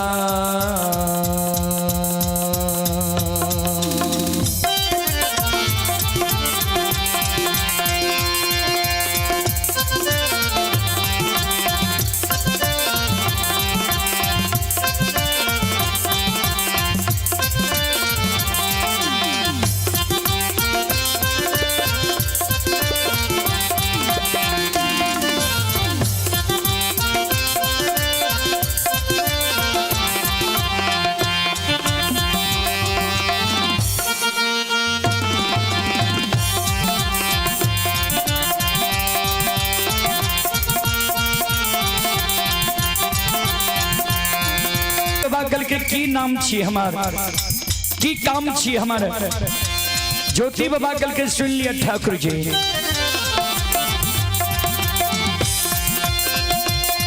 एहो तोरे नाम निरमोहिया छिया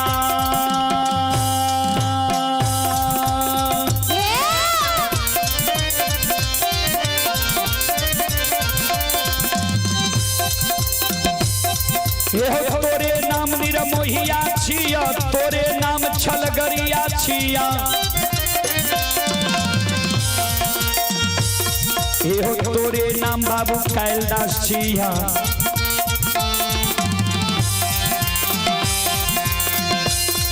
अहो तोरे नाम निरंजन छिया तोरे नाम निरकार हो छिया तोरे नाम यमराज छिया तोरे नाम धर्मराज छिया।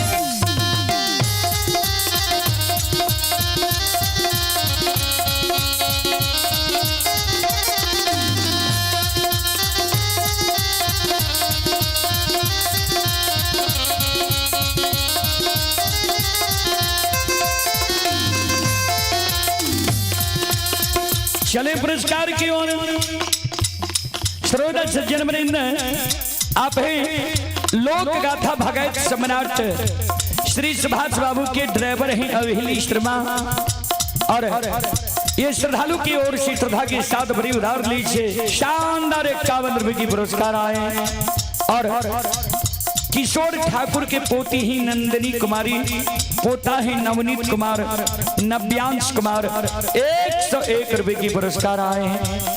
अग्रवाल यादव के पोता है अभिषेक कुमार उज्जवल कुमार 101 रुपए की पुरस्कार आए हैं। श्रद्धालु को बहुत बहुत धन्यवाद लाख लाख शुक्रिया बहुत बहुत साधुवाद। जय हो दानी श्रद्धालु की जय हो।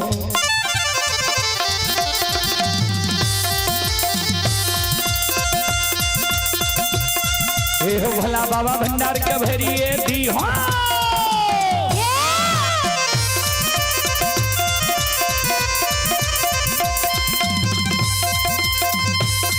हो भला बाबा भंडार का भरिए दी हो ज्ञान के दीप सरस्वती जलई हो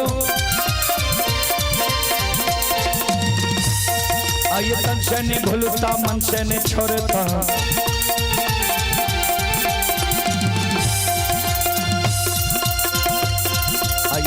सबैया सेवक कहती हो सेवक के मन की मनोरथ पूरी हो बिगड़ल काम कभी मल बने हो।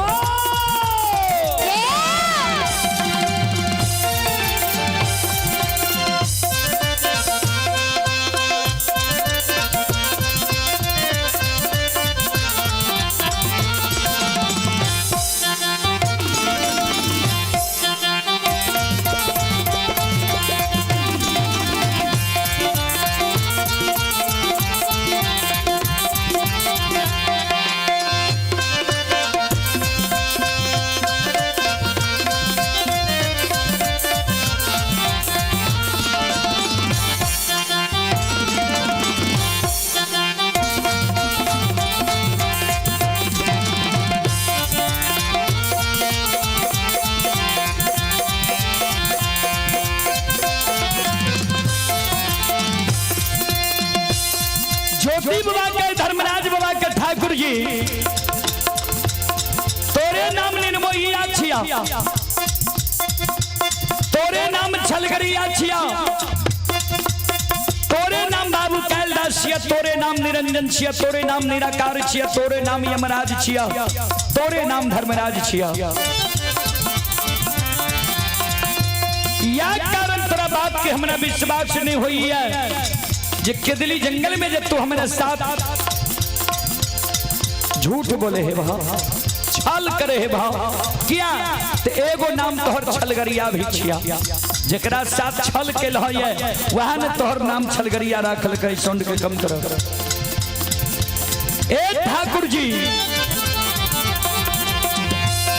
आये तोरा ये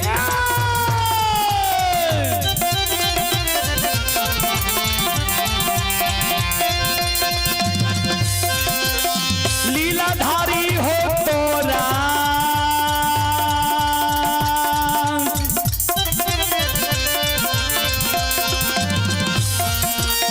राहो बात की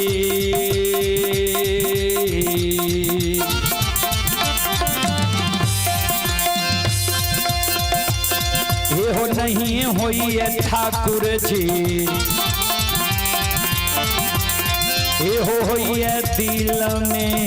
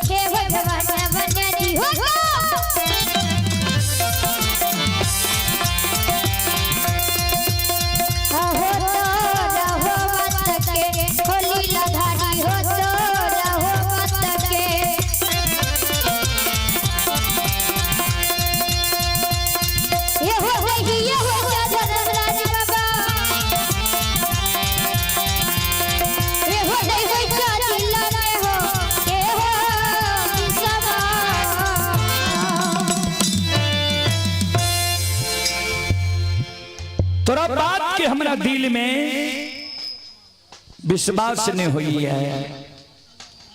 श्रोता बंधु माँ बहन बाबू भैया सब संत शिरोमणि श्रोता बंधु ध्यान देवे।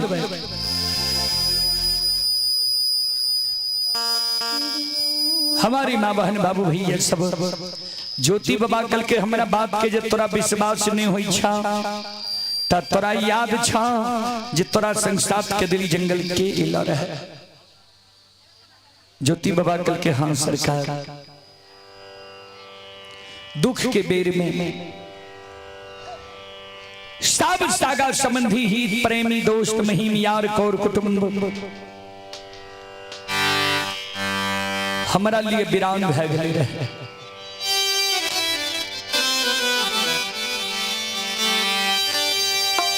एक जाति के पंछी कोयली हमारा संसार केदली जंगल एले रहे।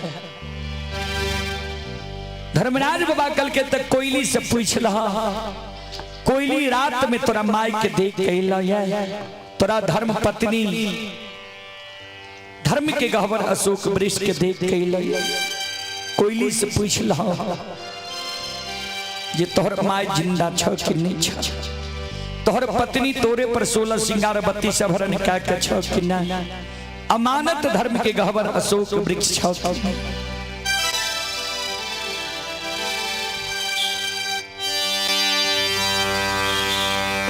ज्योति बाबा के दली जंगल में कोयली के पुकार करई छई।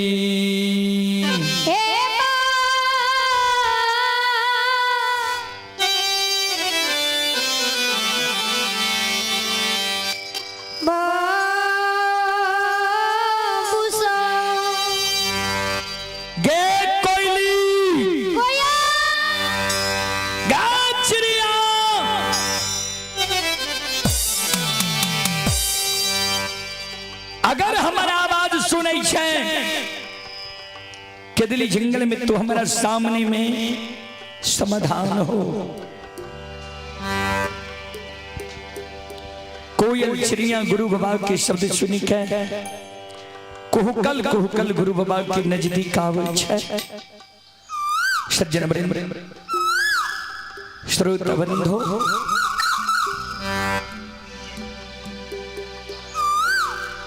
कुहकल कुहकल कोयल चिड़िया गुरु बाबा के नजदीक आवे छै। दोनों पंख जोड़ के गुरु बाबा के चरण में प्रणाम। गुरुदेव आशीर्वाद दे जिये जिये कोयले जा तक धरती धरातल चांद सूर्य माता पिता सत्य धर्म गाय दुनिया में रहता ता तक तोहर नाम दुनिया में अमर रहता। हे कोयली वोल्टेज कते छे कोयल रात में पोपी नगरी तू गल ही रहा है।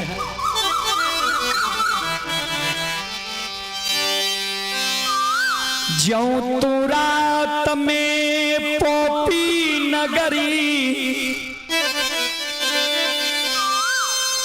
गलही कोयली गे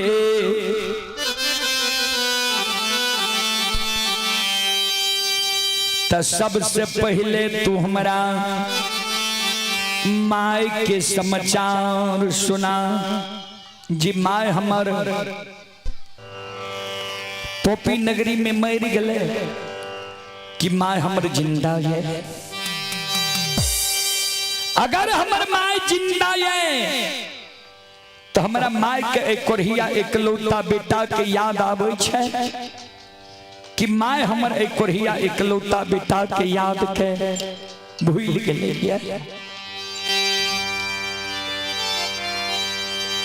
सबके याद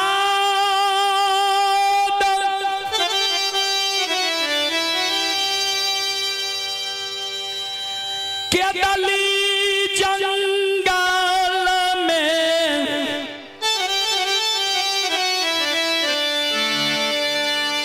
हमारा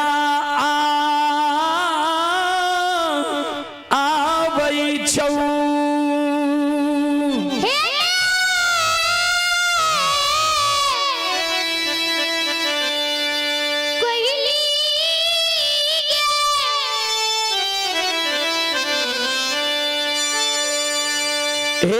सबके याद केदली में हमारा आबै छौ।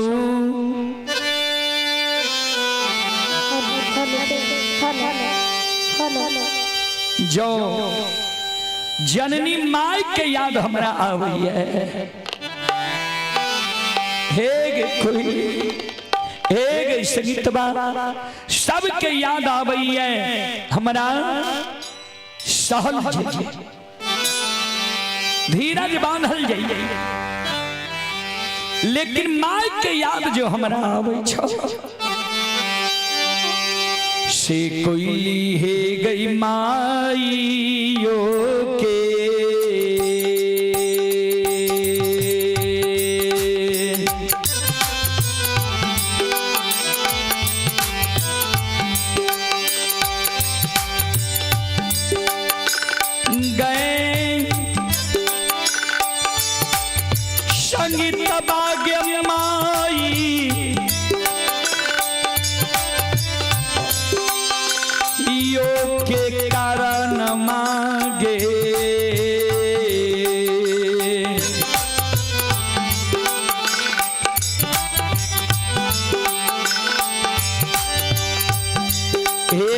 छन छन उड़ै छौगे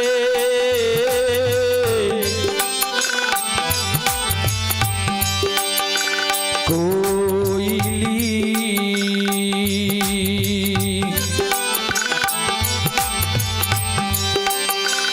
केदली में हम रोगे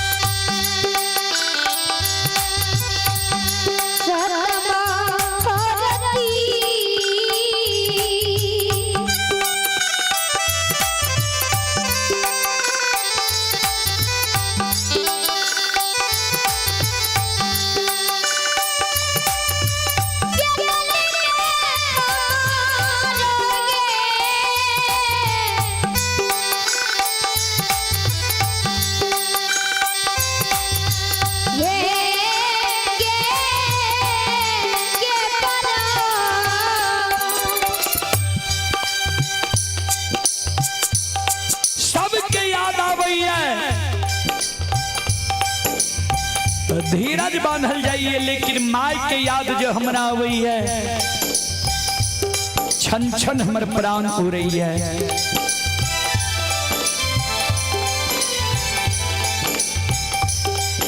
जल्दी हमरा माई के समाचार सुना।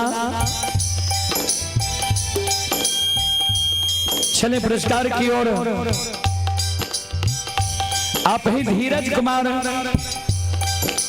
ग्राम परसाहा, थाना सलखुआ, जिला सहरसा। श्रद्धालु की ओर से 21 रुपए की पुरस्कार आए हैं। श्रद्धालु को बहुत बहुत धन्यवाद, लाख लाख शुक्रिया, बहुत बहुत साधुवाद। जय हो दानी श्रद्धालु की जय हो, जय हो दानी श्रद्धालु के समस्त परिवार की जय हो।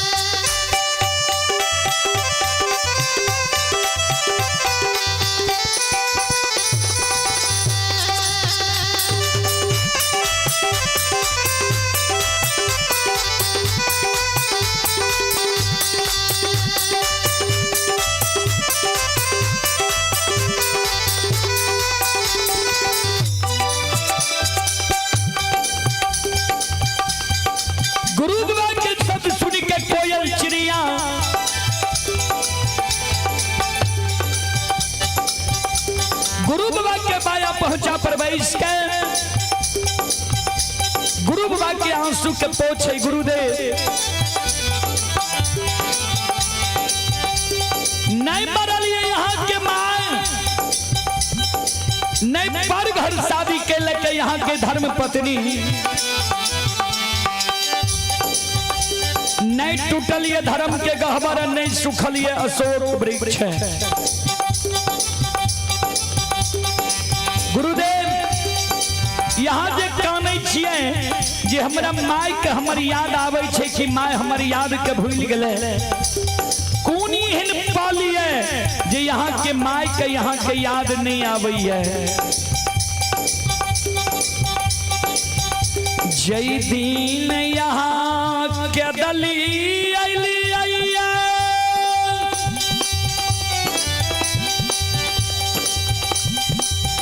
वह दीन से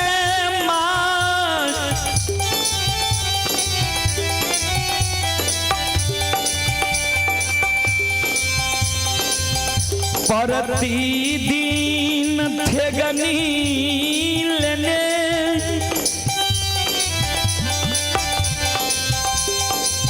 द्वार पर आब के बैस जाइए।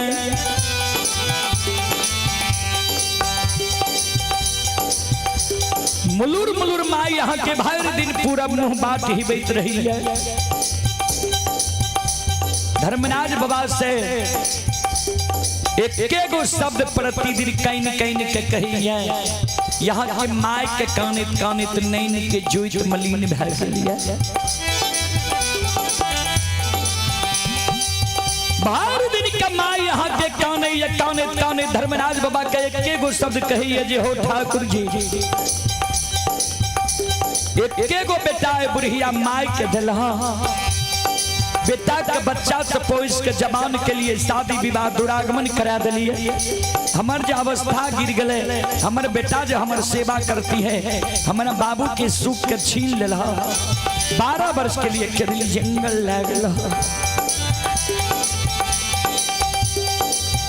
वहाँ बाबू के आशा में हम जिंदा छिए जे कहिया हमर बाबू केदली जंगल से अतै हमर बाबू जब केदली जंगल से अतै बाबू के नजर के सामने में जब मर जेबे तो बाबू के हाथ से बुढ़िया माई के मुंह में आग पड़ जेतै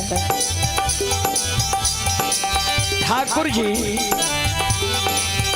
कहिया हमरा बाबू के तू केदली जंगल से ले भा कहिया बाबू के भैर में सूरत देखबे कहिया बेटा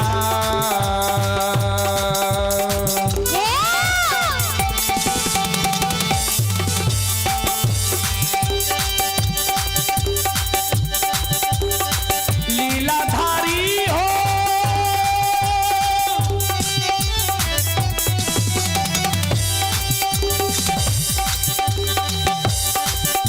आओ कहिया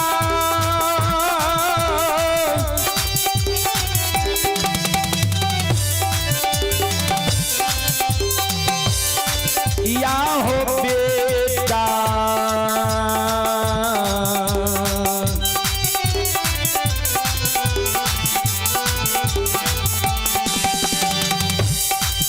ये हो तई हो ठाकुर जी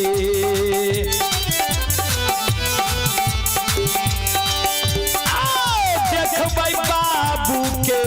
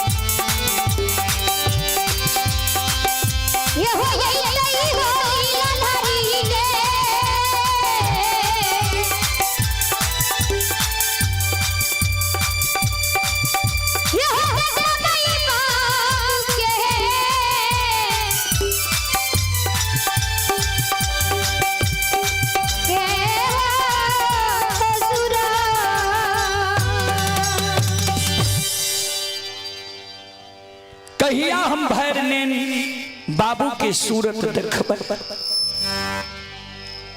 चले पुरस्कार की ओर आप हैं लोक गाथा भगत सम्राट श्री सुभाष बाबू के भतीजा ही सुमन जी रमन जी अमित आयुष पीयूष वो पोता है अंशराज श्रद्धालु की ओर श्री श्रद्धा की स्टाफ बड़े उदार दिल से 101 रुपए की पुरस्कार आए हैं श्रद्धालु को बहुत बहुत धन्यवाद लाख लाख शुक्रिया बहुत बहुत साधुवाद जय हो दानी श्रद्धालु की जय हो दानी श्रद्धालु के समस्त परिवार की जय हो।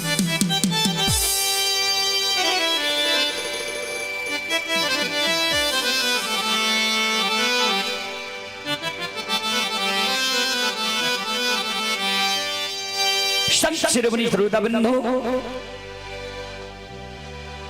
ज्योति बाबा कोयली के शब्द सुन के धर्मराज बाबा जाए कोयली और ज्योति बाबा के शब्द सुन के धर्मराज बाबा कल के केदली की राजा अब तोरा विश्वास भेलन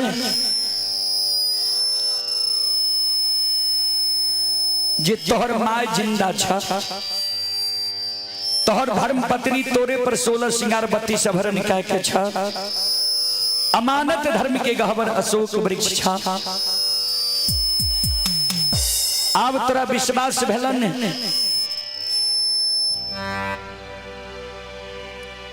धर्मराज बाबा के ज्योति बाबा कल के हाँ सरकार विश्वास तो हमारा भै गेलिए लेकिन पोपी जाए के हमारा मन नहीं है। कहल कैसे किया कल के ठाकुर जी एक बार ममता मोह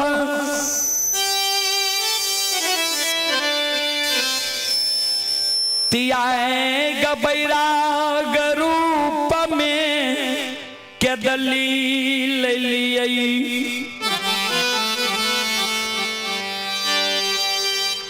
के दलील लियई बैरागी बैन गेलियई।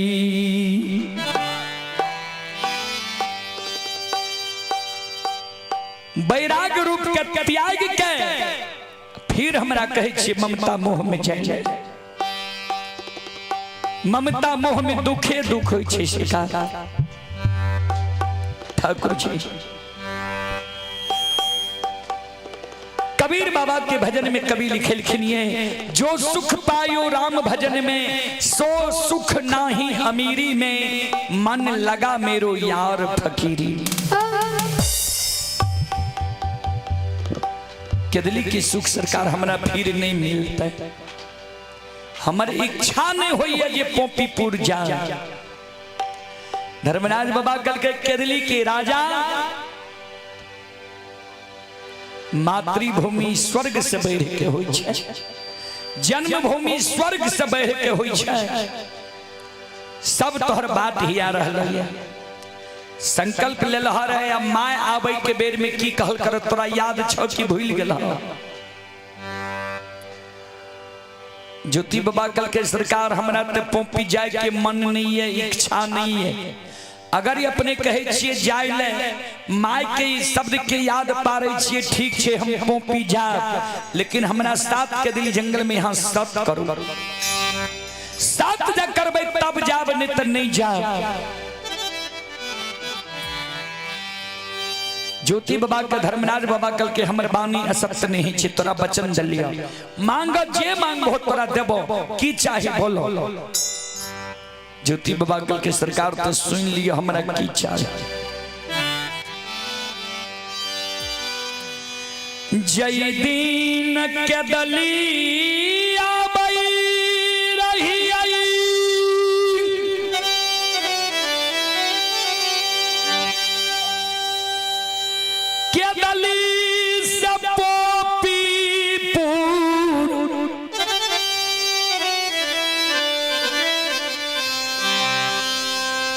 जन्म स्थान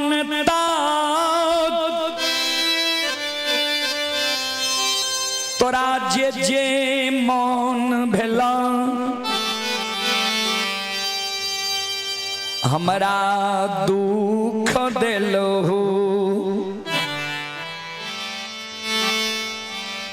यहाँ तक कि प्रथम स्वर्ग मानव के काया होय छै। कवि लिखल खिनिए प्रथम स्वर्ग कंचन भय काया, दोसर स्वर्ग घर में हो माया, तेसर स्वर्ग पतिवार्ता नारी, चौथा स्वर्ग पुत्र आज्ञाकारी। प्रथम स्वर्ग मानव के ई काया होय छै। हमरा काया कहे लेलहा कोढ़िया रोगी काया हमरा बना देलहा। अब पोपी नगरी से केदली जंगल यहाँ का जे जे मन भेल हमरा दुख दलिए। यहाँ तक कि हमरा कोढ़िया शरीर के देख के नदी नाला पेड़ पौधा सब सूख जाए रहे। सारी दुख के हम सहलो, लेकिन आज हमरा ले जेबे केदली जंगल से पोपीपुर जन्म स्थान। पोपी से केदली आवे के बेर में यहाँ के जे जे मन भेल हमरा दुख दलिए वही दुख के सहलिए। आज केदली से पोपी ला जेबे तो केदली जंगल से पोपीपुर जन्म स्थान तक हम जे कहब हमर कहल बात यहाँ के कराल पर।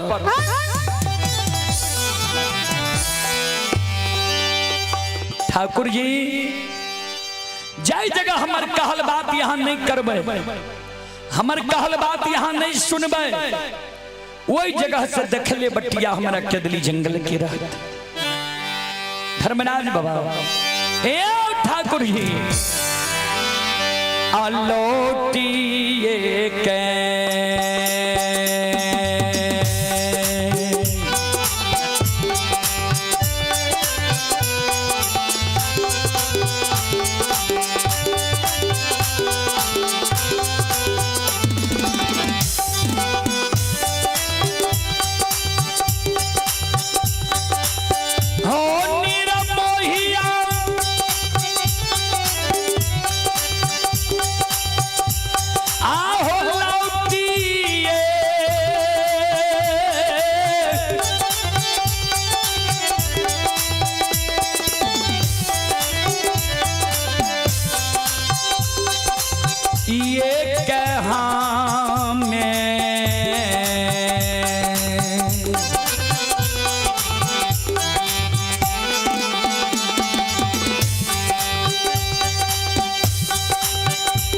हे हो चलिए यही बात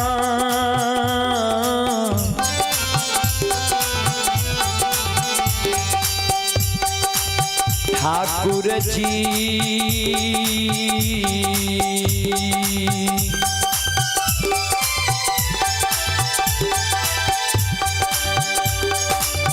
बाबा के दली हो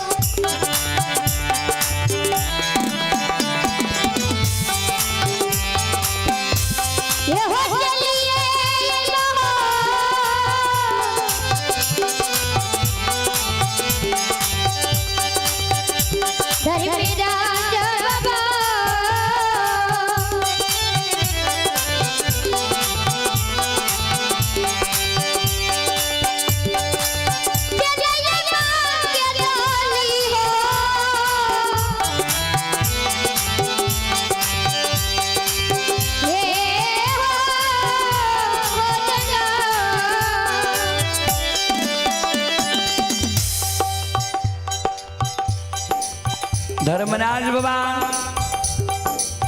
कल के तू जे कहबो तोरे कहल बात हमरा करे पड़ता है। कल के हाँ सरकार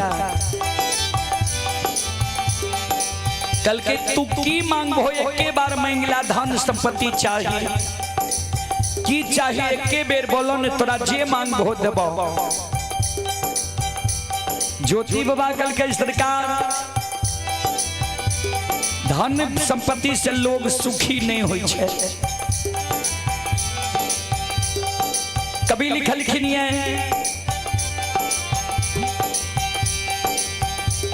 धनहीन कहे धनवान सुखी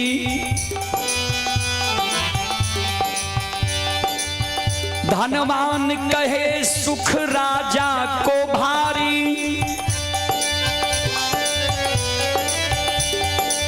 राजा कहे महाराजा सुखी महाराजा कहे सुख इंद्र को भारी इंद्र कहे चतुरानन सुखी चतुरानन कहे सुख विष्णु को भारी तुलसीदास बिचारी कहे हरि भिक भक्ति बिना सब दुनिया दुखारी। संसार में ककरे सुख नहीं छे बाबूजी। जकरा संपत्ति नहीं छे उ मन में सोचे छे धनवान सुखी छे। जकरा धन छे उ सोचे छे जे राजा सुखी हेते, हमरा कोनो सुख नहीं छे। धनवान सोचे छे राजा सुखी छे, राजा सोचे छे जे महाराजा सुखी छे। महाराजा सोचलक जे सुख इंद्र के बहुत भारी छे। महाराजा सोचलक सुख छे ब्रह्मा जी की, ब्रह्मा जी सोचलक जे सुख विष्णु के भारी। लेकिन गोस्वामी तुलसीदास जी कहे छे जे कोई ए दुनिया में सुखी नहीं छे। जे हरि भक्ति करे छे, जे हरि भजन करे छे, जे प्रभु के नाम जपे छे, गुणगान करे छे, प्रभु पर आशा लगेनी छे, वह एगो इस संसार में सुखी छे।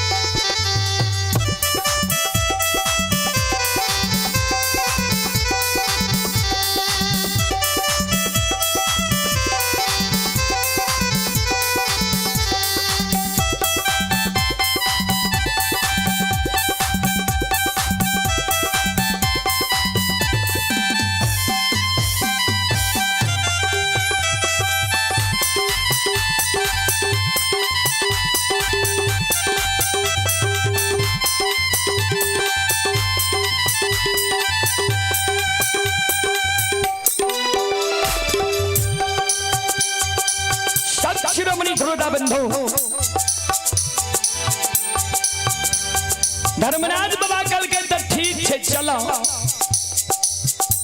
तोरा जो धन संपत्ति नहीं चाहिए तो तू कहे छो जे केदली आवे के बेर में हमरा दा कहे छो तू जे गेलो से सहलिया जाए के बेर में हम करबे तो चलो। तोरे कहल बात हम करबो की चाहिए तोरा जे कहबो केदली से पोपीपुर तक तोरे कहल बात करबो चलो।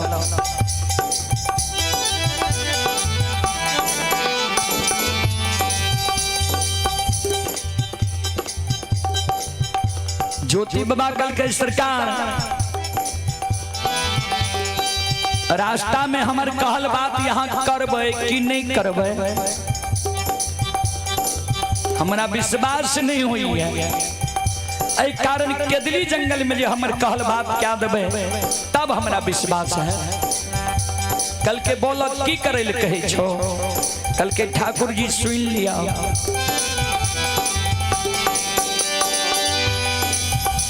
जय दीन के दली आई रहा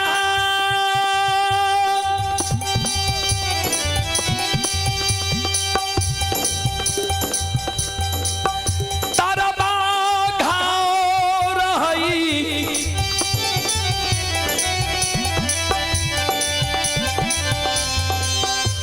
तारा घाव रही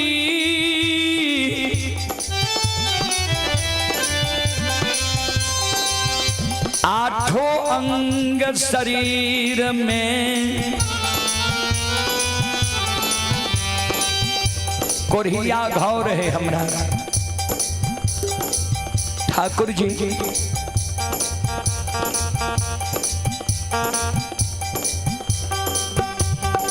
ए धर्मराज बाबा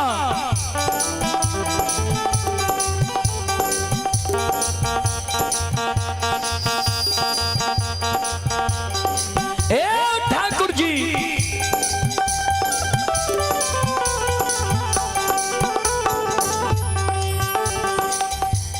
तक केदली जंगल के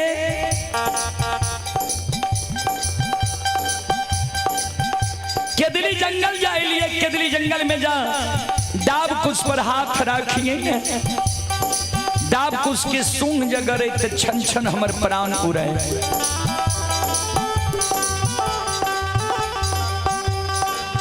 केदली जंगल के जीव जंतु पशु पक्षी हमरा देख के हंस दुष्ट के मारे जे देखन केहन कुकर्म कैल जे भगवान तोरा कोढ़िया शरीर दिलका है। गांव घर में बास नहीं मिलना, आब के जंगल में तोरा बास मिलना है। ठाकुर जी ए धर्मराज बाबा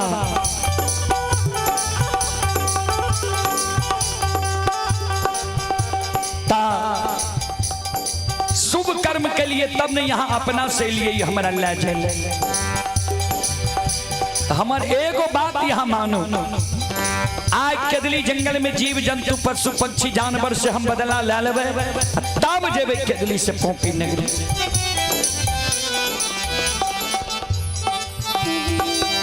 आप हैं स्थानीय निवासी शंभू प्रसाद यादव, श्रद्धालु की ओर से 51 रुपए की पुरस्कार आए हैं। श्रद्धालु को बहुत बहुत धन्यवाद, लाख लाख शुक्रिया, बहुत बहुत साधुवाद। और आप ही संत शिरोमणि त्रोदा बंधु माँ बहन बाबू भैया सब, ये नवीन यादव जी की ओर से 101 रुपए की पुरस्कार आए हैं। श्रद्धालु को बहुत बहुत धन्यवाद, लाख लाख शुक्रिया, बहुत बहुत साधुवाद। जय हो दानी श्रद्धालु की जय हो, जय हो दानी श्रद्धालु के समस्त परिवार की जय हो।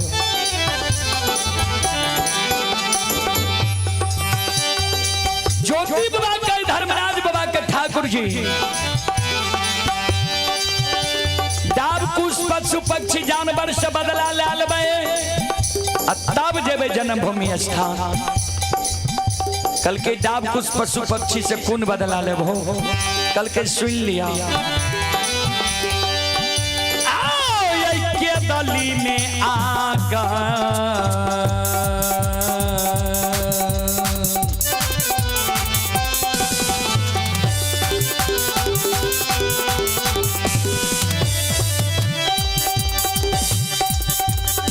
लीलाधारी हो केदली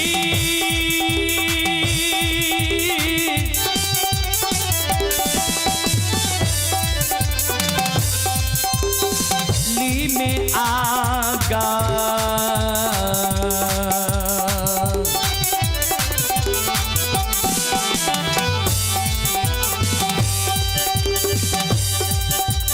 लगाइए दियो ठाकुर जी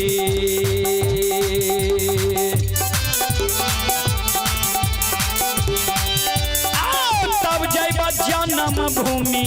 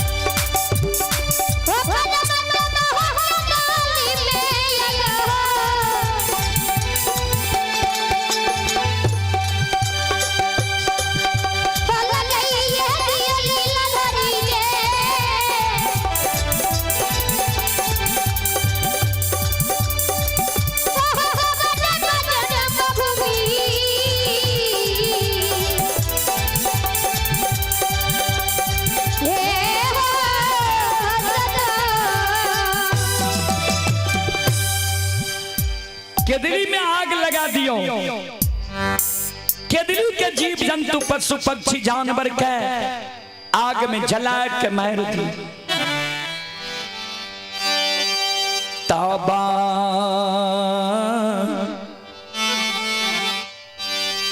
हमें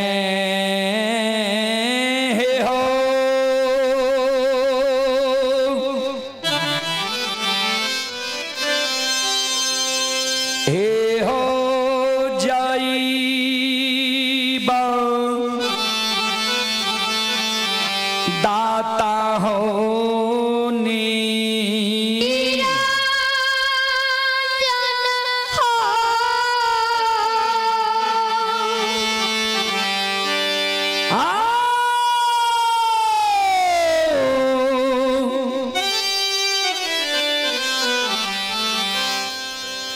जईबा गोसाई जान आनम हो या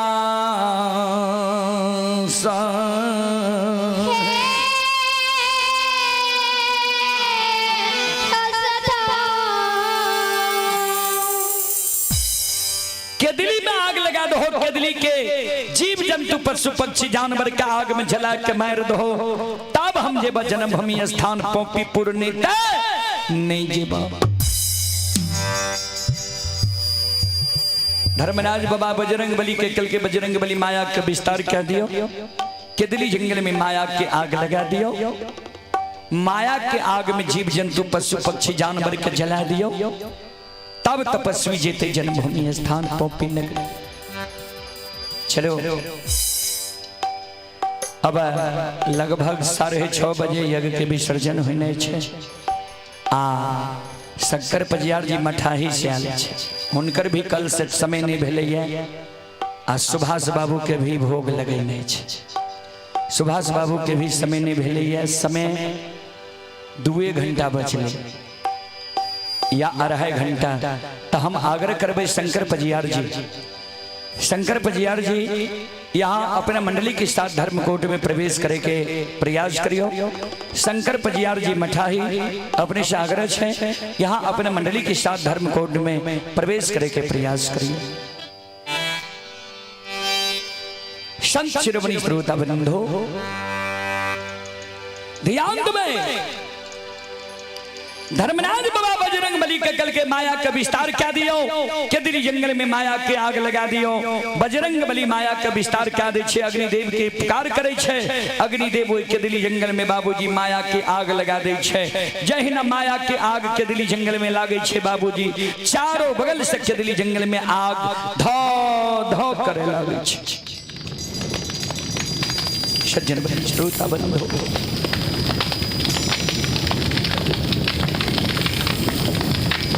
चारों बगल से केदली जंगल में आग लग जाए छे।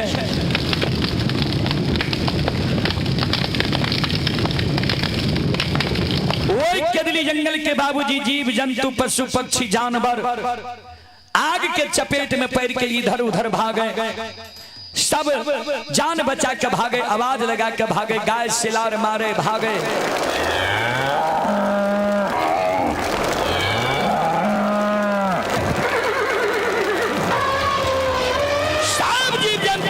जंगल में बाबूजी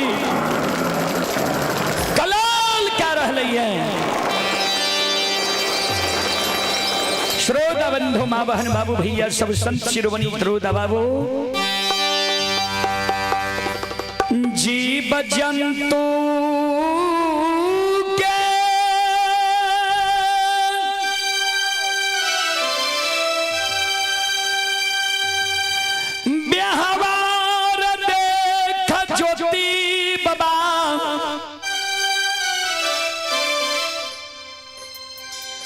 केदली जंगल में सबके कोलाहल सुई, सिर पर हाथ लाके केदली जंगल में धरती पर मूर्छा गिरी। चले पुरस्कार की ओर। आप हैं प्रिंस कुमार पिता नवीन यादव, खारी प्रमाणपुर जिला मधेपुरा। श्रद्धालु की ओर से श्रद्धा की स्टार्ट बड़ी उदार दिल से शानदार 101 रुपए की पुरस्कार आए हैं ऑनलाइन फोन पे के द्वारा। श्रद्धालु को बहुत बहुत धन्यवाद, लाख लाख शुक्रिया, बहुत बहुत साधुवाद। जय हो दानी श्रद्धालु की जय हो, जय हो दानी श्रद्धालु के समस्त परिवार की जय हो।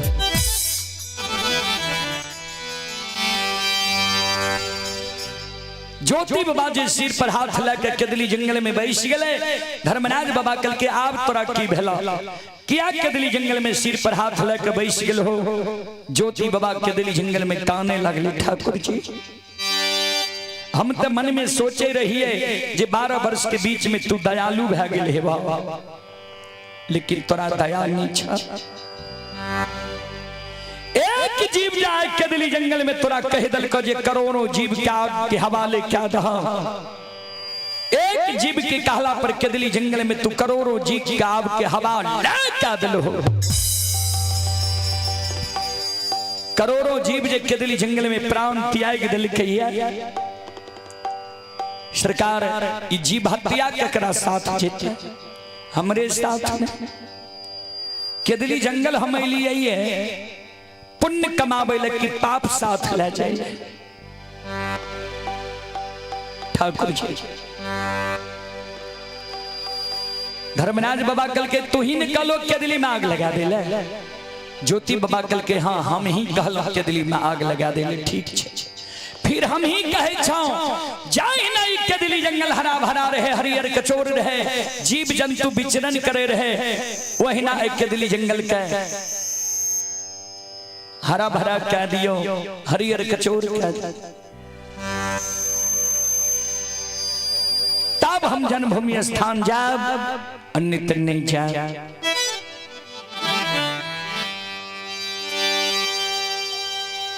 धर्मराज बाबा कल के खन कहे चो केदली में आग लगा दे ले खन कहे चो केदली जंगल का हरा भरा क्या दे हरियर कचोर क्या दे ले। ज्योति बाबा कल के सरकार इतनी गुण नहीं और सुन लिया कत्ते दिन पर हमरा केदली से पोपी ला जे ले लिया। धर्मराज बाबा कल के लगभग 12 बरस पर ज्योति बाबा कल के सरकार समाज में देखे रहिए समाज के लोग जाओ परदेश जाए रहे अब महीना 6 महीना साल भर पर जब परदेश से आवे रहे तो किछ ने किछ संदेश लाके आवे रहे। ठाकुर जी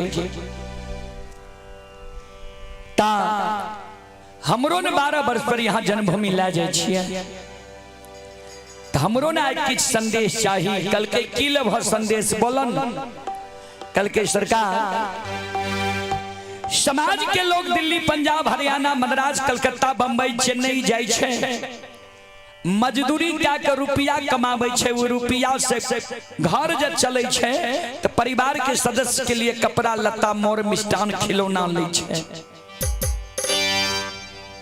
हम 12 बरस से केदली जंगल में रुपया ने कमा लिया ये तब के लिए जेहने काम कैलिया ये ओहने संदेश हमारा चाहिए।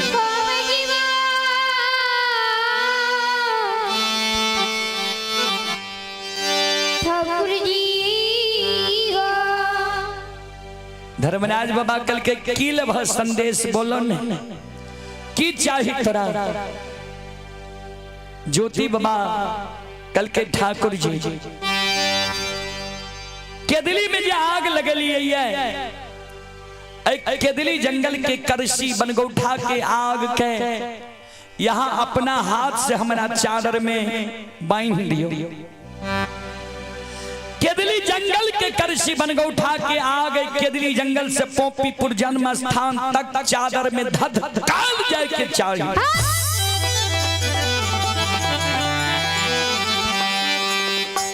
रास्ता में जब चादर के एको गो सूत जल जेता एको गो सूत लहक जेता जहाँ जगह चादर के सूत जलता लहकता वही जगह से देख ले बटिया हमारा केदली जंगल के रहता।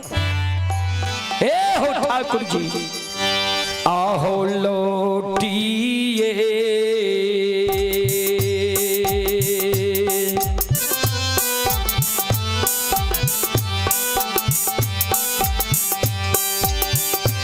हो निरमोहिया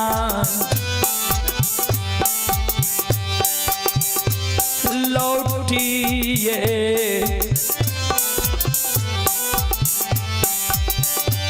हाँ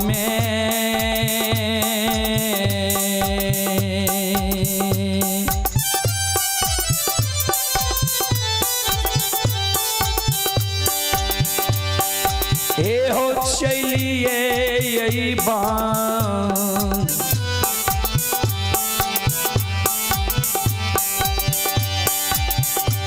ठाकुर जी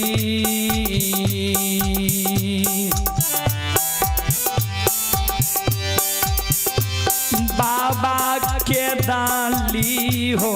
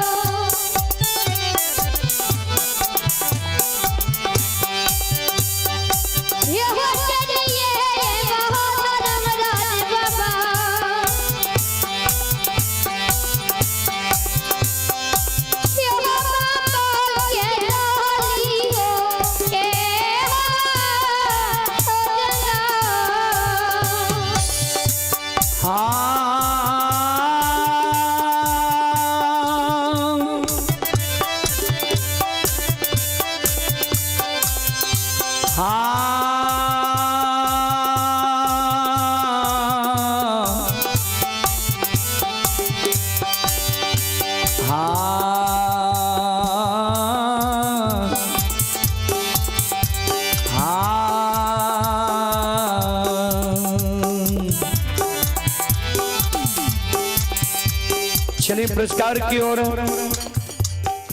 आप हैं हमारे विनोद बाबू की दीदी जी पारो देवी, माता जी की ओर से श्रद्धा की साथ बड़ी उदार दिल से 25 रुपए की आशीर्वाद हमारे मंडली के लिए आए हैं। माता जी के चरण कमलों में कोटि कोटि नमन करता हूँ, आशीर्वाद चाहता हूँ, भगवान से कामना करता हूँ भगवान माता जी को भवसागर की नैया से पार लगा दे। यज्ञ करता श्री महेंद्र बाबू के पोता रंजित कुमार, महर्षि कुमार, गुरसन कुमार एवं पोती ही प्रति कुमारी 101 रुपए की पुरस्कार आए हैं। और नमन जी कुमार पिता शशि यादव खजुराहो के निवासी हैं, 101 रुपए की पुरस्कार आए हैं। राधे श्याम रजक की ओर से 101 रुपए की पुरस्कार आए हैं। भगवान श्रद्धालु की मनोकामना को पूर्ण करें। माँ सरस्वती परिवार में बाल बच्चे को सद्बुद्धि सद्ज्ञान दे। बाबा भोले भंडारी भंडार को भरे रखें। जय हो दानी श्रद्धालु की जय हो, जय हो दानी श्रद्धालु के समस्त परिवार की जय हो।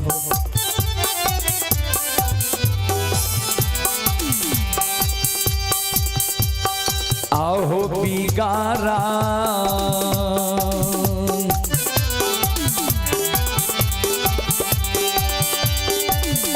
हो निरमोहिया बिगारल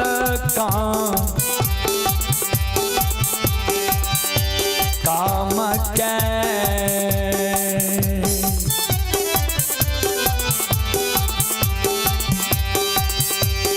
हे हो विमल बनई हो ठाकुर जी,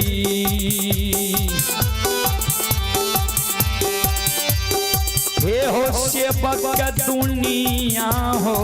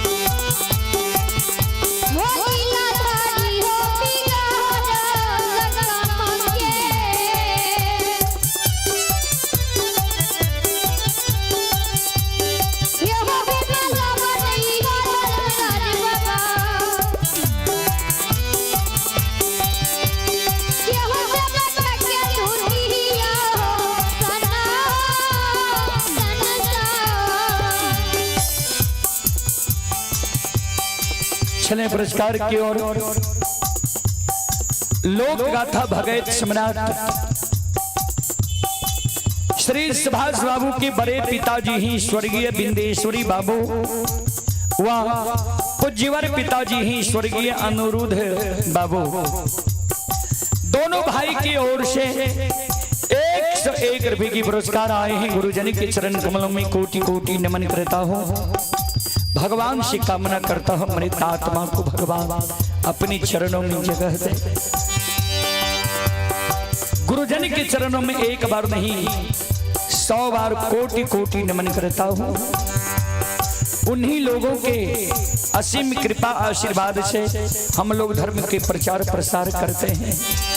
ऐसे महान आत्मा गुरुजन के चरण कमलों में कोटि कोटि नमन। और आप हैं सुमन ठाकुर रंजित ठाकुर की माताजी पारो देवी, माताजी की ओर से 51 रुपए की आशीर्वाद हमारे मंडली के लिए आए हैं। माताजी के चरण कमलों में कोटि कोटि नमन करता हूँ, आशीर्वाद चाहता हूँ। भगवान से कामना करता हूँ भगवान माताजी को भव सागर की नैया से पार लगा दे।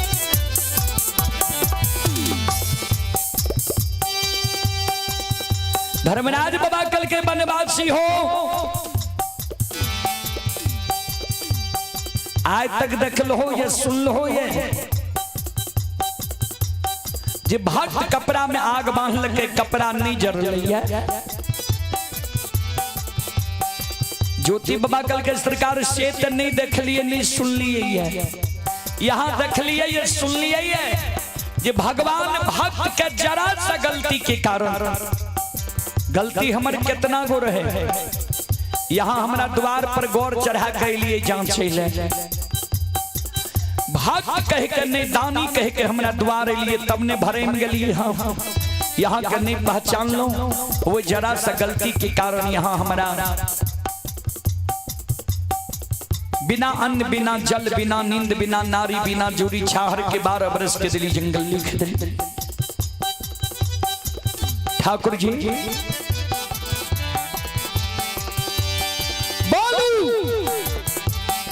चादर में हमरा आग बांध दबे कि केदली जंगल में फिर से हम धोनी रमैये। ध्यान दबे आए भक्त के फेरा में भगवान केदली जंगल में पैर गेलई।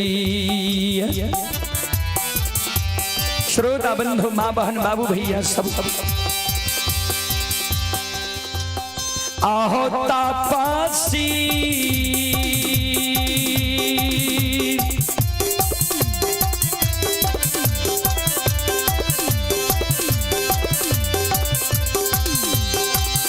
या सुन भैया तापसी के फेरा में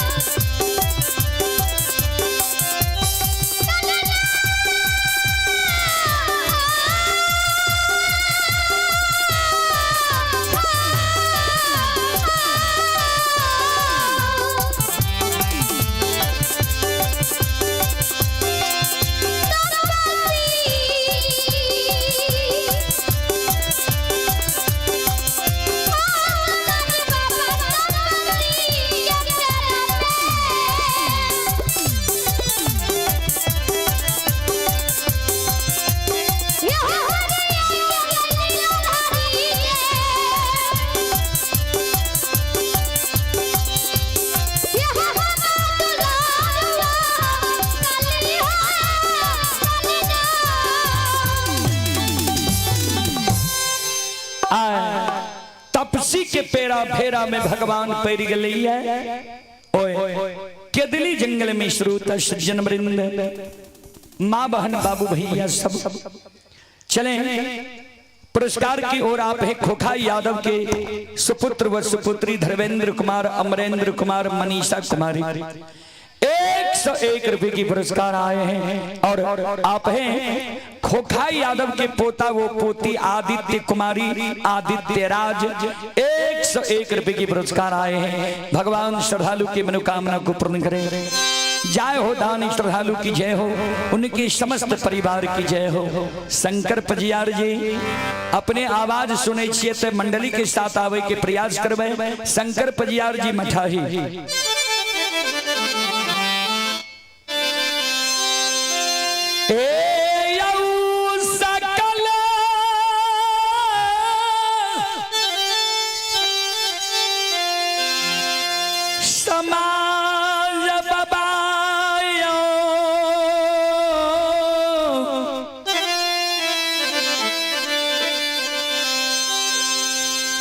ये भगती सुनई बाली खजुराहा नगरी के माँ बहन सा।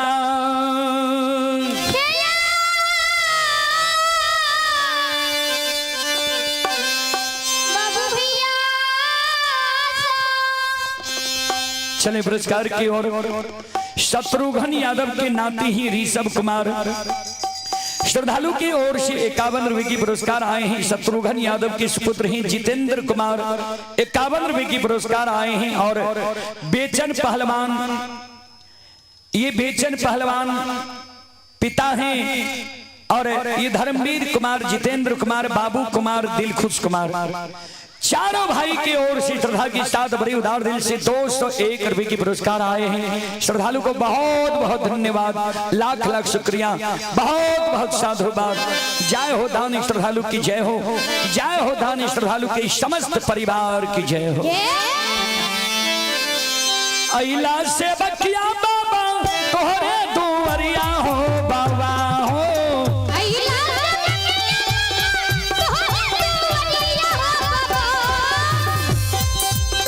अइला से बकिया बाबा तोहरे दुआरिया हो बाबा हो।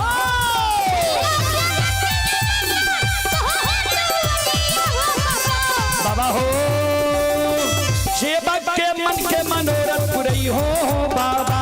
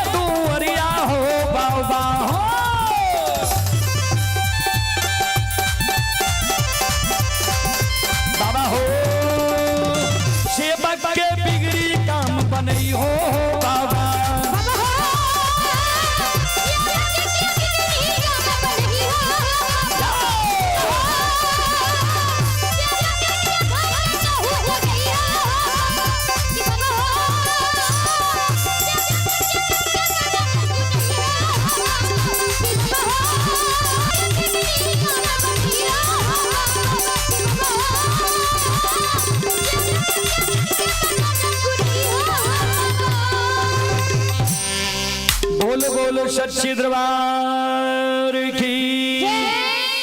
आप हैं यज्ञकर्ता विनोद ठाकुर के बड़े साला हैं बालेश्वर बाबू, भदौल के निवासी हैं। बालेश्वर बाबू की ओर से 101 रुपए की पुरस्कार आए हैं। श्रद्धालु को बहुत बहुत धन्यवाद, लाख लाख शुक्रिया, बहुत बहुत साधुवाद। जय हो दानी श्रद्धालु की जय हो, उनके समस्त परिवार की जय हो। चलो एक बार हम आग्रह करवे सब श्रोता बंधु माँ बहन से जे एक बार यहाँ से हाथ से ताली बजा के मुखार वृंद से भगवान के नाम ले लिया।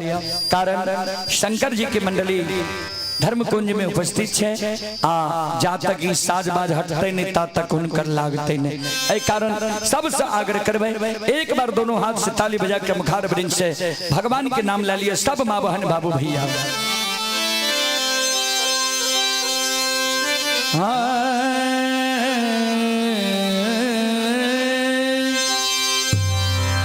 सीताराम सीताराम सीताराम कहिए चाहे विधि राखे राम ताहि विधि रहिए। सीताराम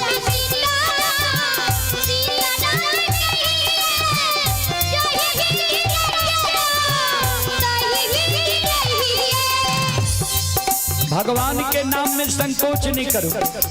और ई कैमरा जे लागल छे चोरे पकड़े के कारण किया इतने दूर के लोग एकरा नहीं देखे छी विदेश तक के लोग देख रहे हैं।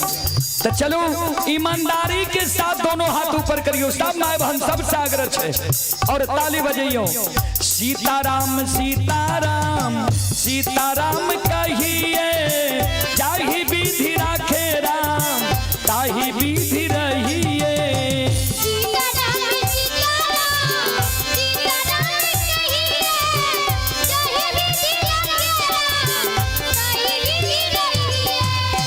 मन में हो राम नाम नाम से हाथ में तू अकेला नहीं प्यारे राम जी तेरे साथ में।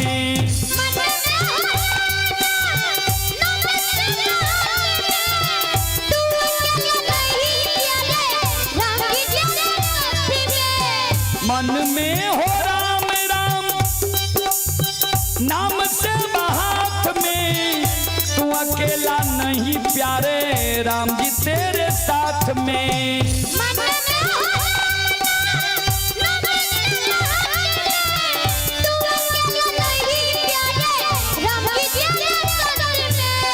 विधि का विधान जान विधि का विधान जान हानि लाभ चाहिए जाहि विधि राखे राम ताहि विधि रहिए। हाथ उठा के सब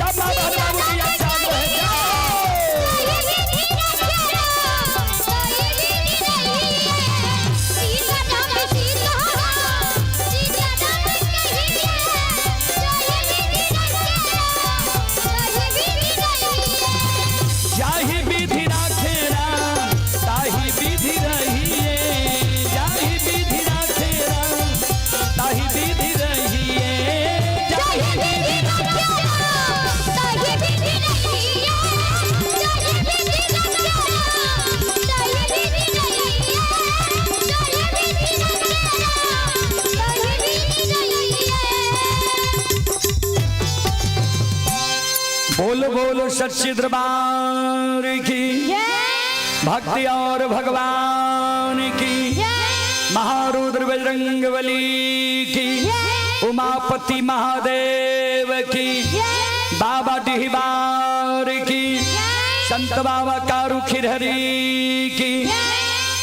चले पुरस्कार की ओर मुकेश यादव की सुपुत्र ही साजन कुमार सुपुत्री ही शिवानी कुमारी आर्यन कुमार 101 रुपए की पुरस्कार आए। श्रद्धालु को बहुत बहुत धन्यवाद लाख लाख शुक्रिया बहुत बहुत साधुवाद। और अब मैं आप सभी श्रोताओं माँ बहनों से क्षमा चाहता हूँ हमारे मंडली से जो त्रुटि गलती हुआ हो उसी आप लोग अच्छे समझकर क्षमा करने की कृपा करेंगे। आप लोग सुने माँ भगवती धर्मगाथा भगैत मंडली गायक रुदल पुजियार ग्राम पंचायत बेलवारा प्रखंड सिमरी बख्तियारपुर जिला सहरसा। तो मैं आप सभी श्रोताओं माँ बहनों से क्षमा चाहता हूँ कि हमारे मंडली से जो भी त्रुटि गलती हुआ हो उसे आप लोग बच्चे समझकर क्षमा करने की कृपा करेंगे। और आप सबों के बीच अब शंकर पजियार आए हुए हैं और शंकर पजियार जी अपने बानी से आप सबों को कृतार्थ करेंगे। तो एक बार शंकर बाबू और सुभाष बाबू के नाम पर जोरदार ताली हो जाए।